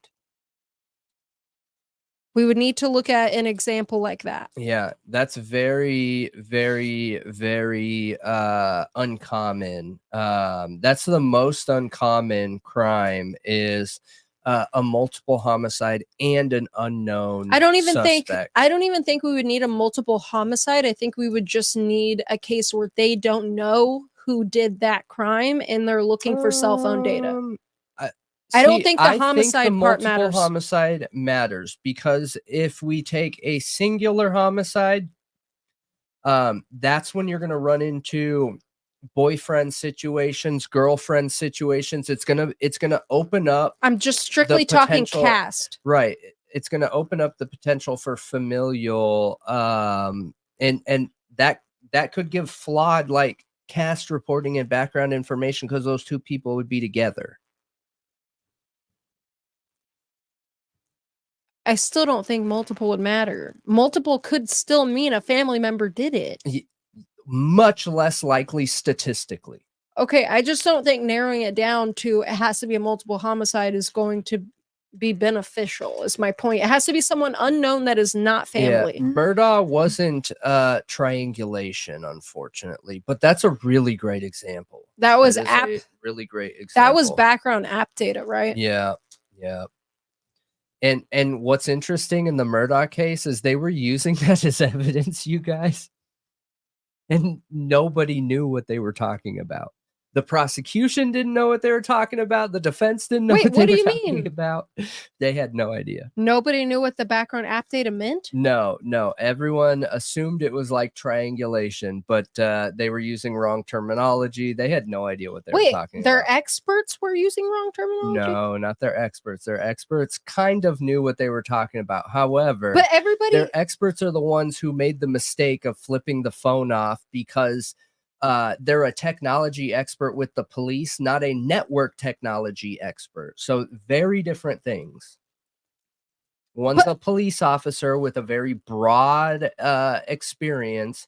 The other one is focused on network technology. Okay, I understand, but everybody kept shouting out the expert in Murdaugh's case, saying what they did with the background app data was incredible. Yeah, I get it. So what it wasn't? The majority of the case didn't know what they were talking about. I'm not highlighting the expert that was brought in. I'm not highlighting that. I'm saying everyone involved in the case, not the expert, because yes, I would hope the expert knows what they were talking about. And I don't remember everything the expert said, but I remember the prosecution arguing the defense and had no idea what they were talking about. Okay. Well, it's honestly just interesting. I don't remember all of the reason why I'm highlighting that is because people that like why knowing this information is really important is because people in these situations want to feel like they're a part of something. So when you have a big jury sitting there and people that and there's this idea, the true crime community is a great example of it. For whatever reason, people in the true crime community need to feel like they're right. From what I've seen, I'm not highlighting names, okay? Need to feel like they're right, like there's a problem with being wrong. You know what I mean? We've talked about that quite a bit. Yeah. And there's nothing beneficial in that. If I could just give one suggestion to put it out there in the world, right? Just a suggestion. No one should believe me anyways, but just a suggestion is, who cares if you're wrong? You have to be wrong in order to figure out how, like, in order to learn. Yeah, you just if you were wrong in talking about something, because that's the reason we're never trying to approach any of this like we're experts, like we're telling you what to believe. Like, I mean, that's not the only reason why, but it's a big reason why for I'm me afraid of commitment. Is no, it's not that. It's that anybody could be wrong. Like it's because science evolves. It's because there is no such thing as information that is 100% never changing forever. We don't know because every year our whatever scope I'm having an ADHD You're moment. killing me. You interrupted me just to talk to have an ADHD moment. Yeah? You're killing me. What? I also forget what I'm going to say. So when you interrupt me, you make me lose my train of thought. Okay. Well, I thought we're having a conversation back and forth. We are. That doesn't mean you have to interrupt me every time I talk. Yeah. Okay. I don't know. I lost my train of thought. Okay. So I just don't know why you said that statement and make both of us lose it. Because you're killing me. Every year a microscope. Yeah, but you interrupt me too. I know, so but I every usually year stop. A microscope. I mean, I try to, and you keep talking loud, and I can't. So every year our microscopes get stronger. Every year, right? Which is going to bring new information, and it's going to give a deeper understanding. Yeah. No. Yeah, for sure. I think we don't know what we don't know, as CH said. And you know, I'm just not trying to like preach to the choir and and tell everyone that I am the person that knows all things, even though I've been dubbed that I'm never wrong, apparently. That was just never the intention. It's to learn with everybody. Like we all like we have an interest in learning. Yeah.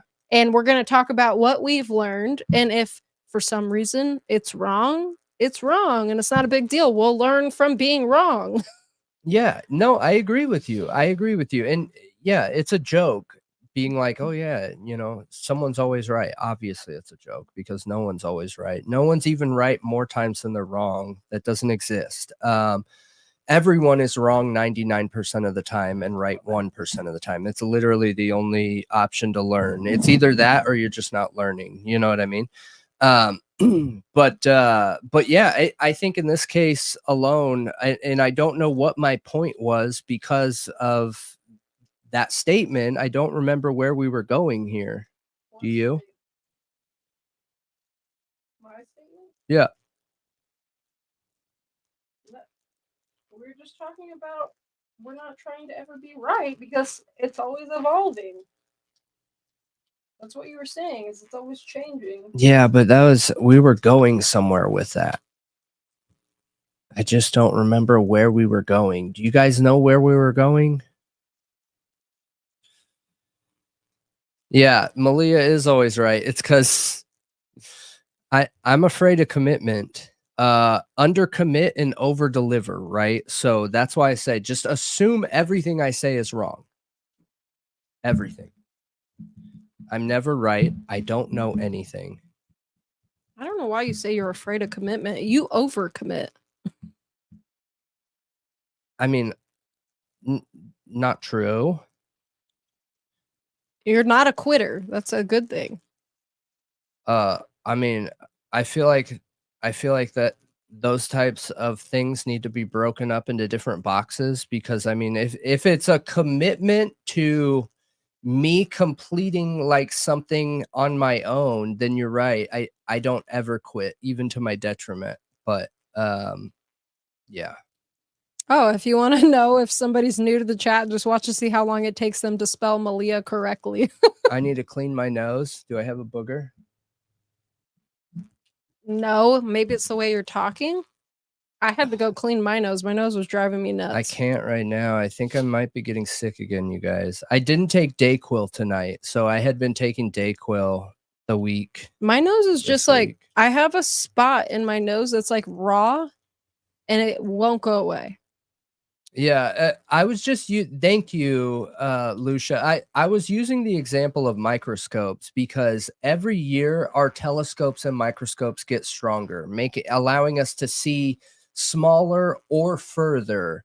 And that's why science is always changing. And that's why I think it's important that when yeah, post it again, Rumsey. That's why I think it's important when we're looking at cases or this case in general, that we approach every potential piece of evidence open-minded and from a willingness that we allow it to change, right? So let's say today, what's a good example, a detailed example? So we're talking about the button snap, right?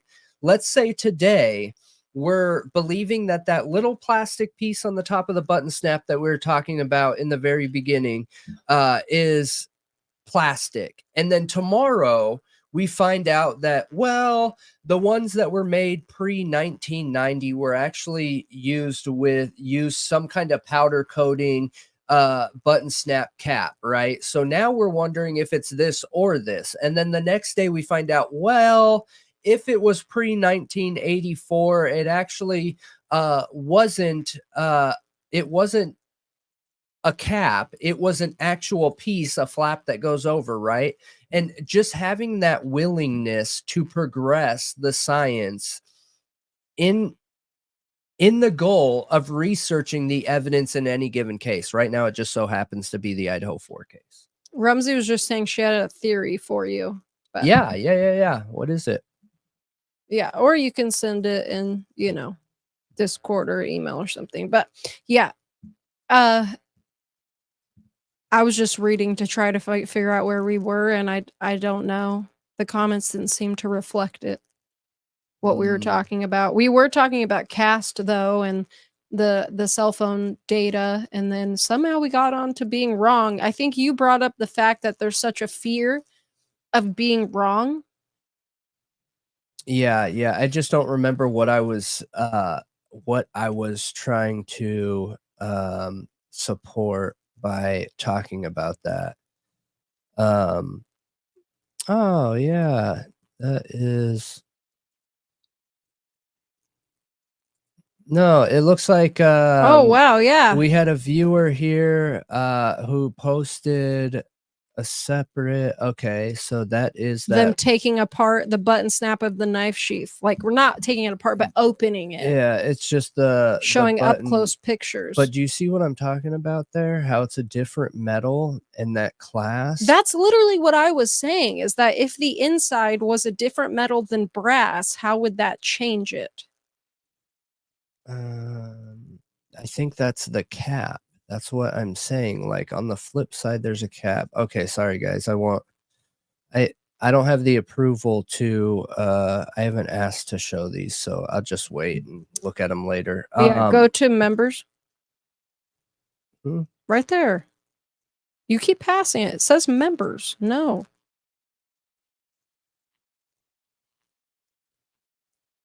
Huh?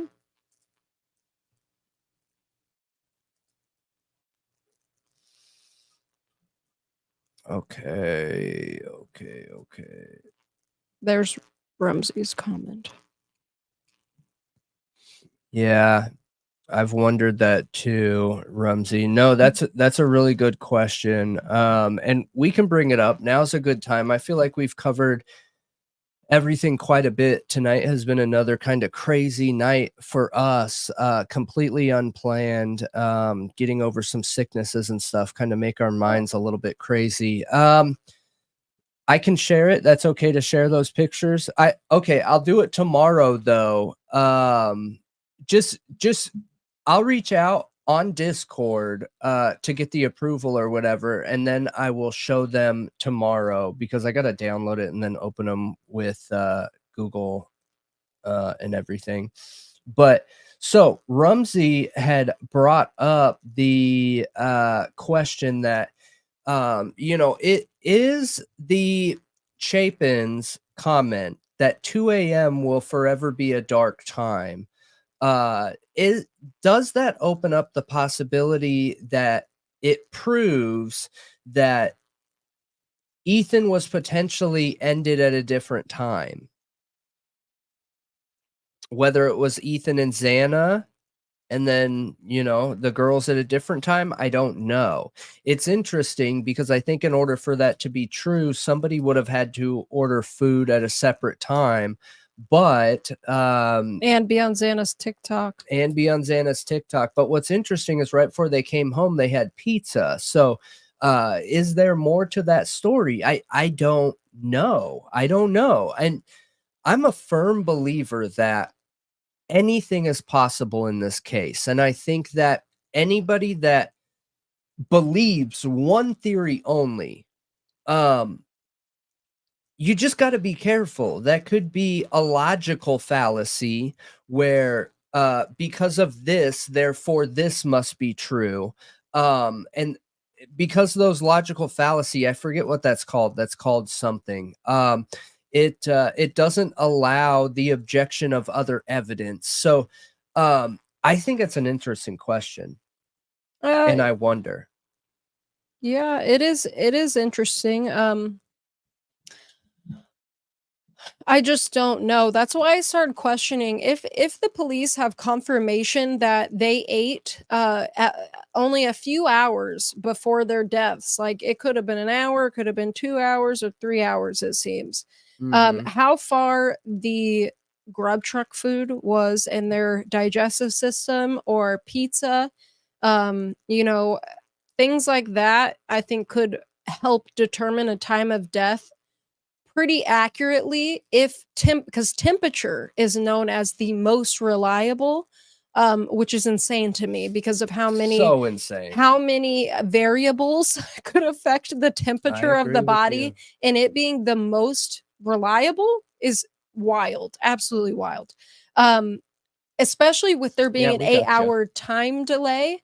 But if there's, if there's food, I think that could possibly help determine it more concrete. Yeah, because it gives you a quality control. Mm-hmm. Being able to correlate an additional test that's separate from the original test should allow you to just give supporting data for your original test. You know what I mean? Because I agree with you. I think it's very strange that body temperature is the most reliable thing. And I've said this before, and I'm going to continue to say it, that the amount of damage done to these victims, which is horrible. I don't even want to think about it. I really don't. And I stutter a little bit every time I go to talk about like the severity of the wounds. But so I apologize if it makes you weak at the knees or anything like that. But the severity of the wounds would be a massive, huge addition to those variables. Agreed. And also the temperature of the home. There's, if they were clothed, if they were under blankets, there's many variables that can add, right, but the wounds are probably one of the biggest, with the amount of blood loss. That would definitely matter quite a bit. The only thing I would say though is all those other variables could technically be accounted for because those will vary from crime to crime every time. The one thing that wouldn't is the wound type, right? Because in one crime, even if it is a large bladed weapon, no crime will be the same in the exact type of wounds they have and the exact amount of blood loss, therefore creating an uncalculable variable. Yeah, but I think there's lots of knife crimes. I think that and this science of measuring temperature has been used for a very long time. So I think that there will be, even if there's a little bit of a variable, that's why this is an estimate. That's why there is no solid answer when you're looking at the body specifically. But I think that it could, like a very big one because the amount of blood loss. I get it, but there's a lot of crimes that have had a significant amount of blood loss. I mean, I think that it is something that can be repeated, even if it's not perfect. See, I don't know if that's true myself because of the importance of core temperature. I don't know. I think that the amount of variables makes it questionable. So I wanted to say really quick is that nobody gets hidden unless you're saying something that is against, like if you're bullying or being super disrespectful, that's the only thing that will make you get blocked, not hidden.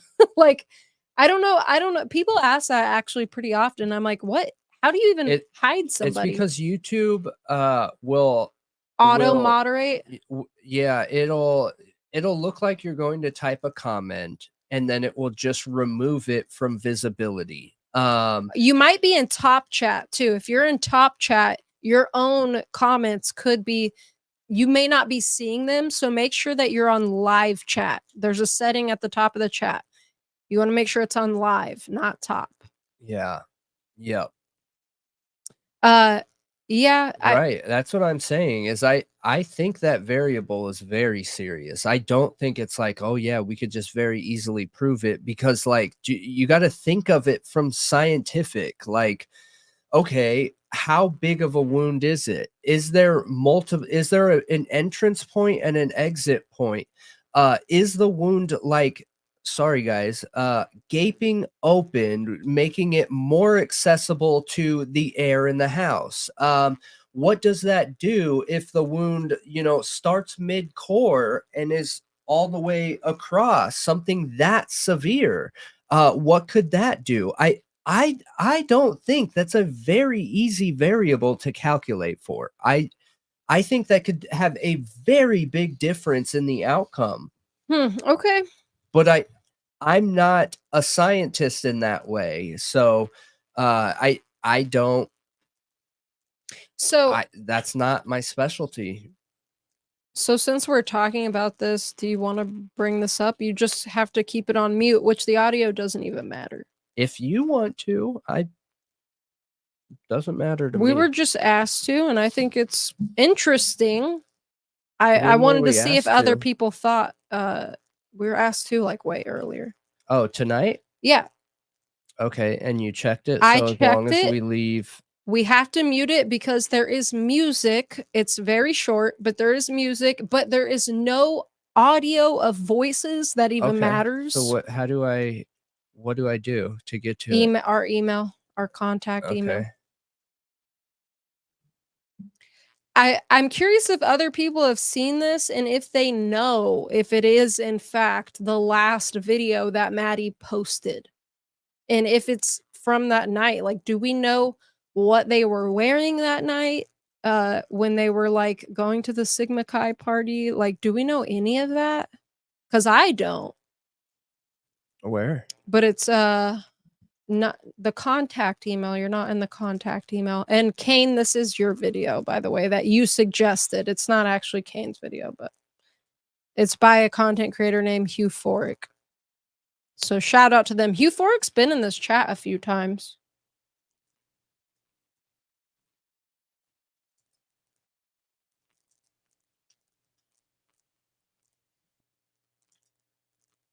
This? Yep.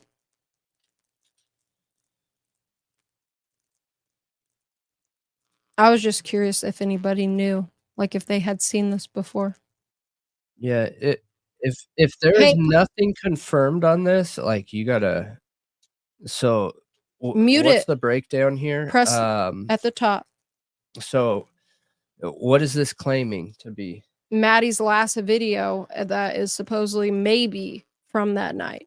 Okay, so Maddie's last video, but we don't have any objective confirmation. Nope. Okay. That's why I was curious if anybody out there did have any. Yeah, I get the audio is important, but I can already hear there is We there's can't play overlay. music. I can't play it.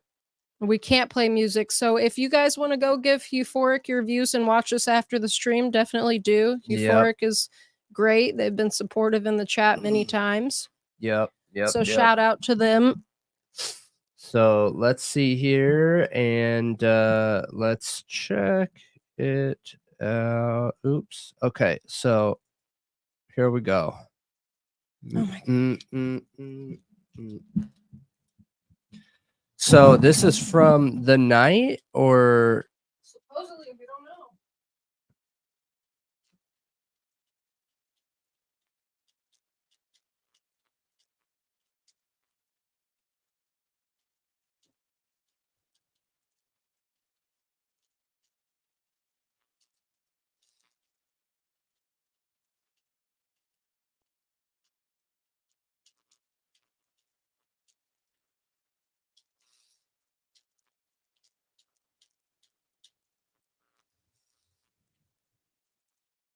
interesting.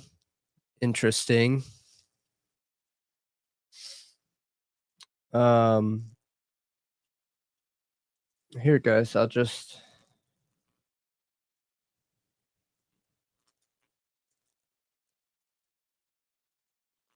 yeah, I don't have any evidence, you guys. I don't have any evidence to back this. I don't know if Malia was like wanted to show this for a reason or what. I could just be missing it. I haven't seen this before. It's part of the reason why we usually don't show videos immediately too, because I don't know nothing about it. I don't have any ideas, opinions, anything like that.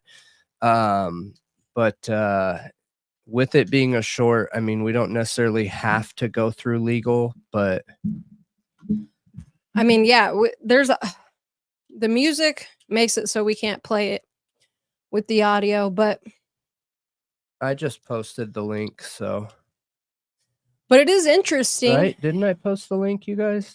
Did I? Yeah, I If did. this Okay. is in fact the last video of them that night, that would be pretty interesting. There's just no proof. Yeah. And for anyone that's new in here and has came on, give us a thumbs up if you're having a good time. Leave a comment in the actual comment section, not the chat, but the comment section. The chat doesn't help support the content creator and the video. Only the comment section does. So we'd appreciate that. And yeah. But that's interesting. I mean, you just wanted to share it just to show it.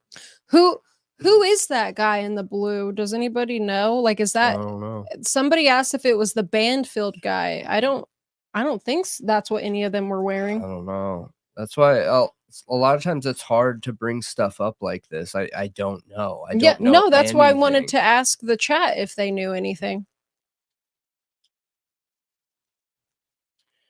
Yeah, I thought it was initially when I saw him. That's who I thought it was too.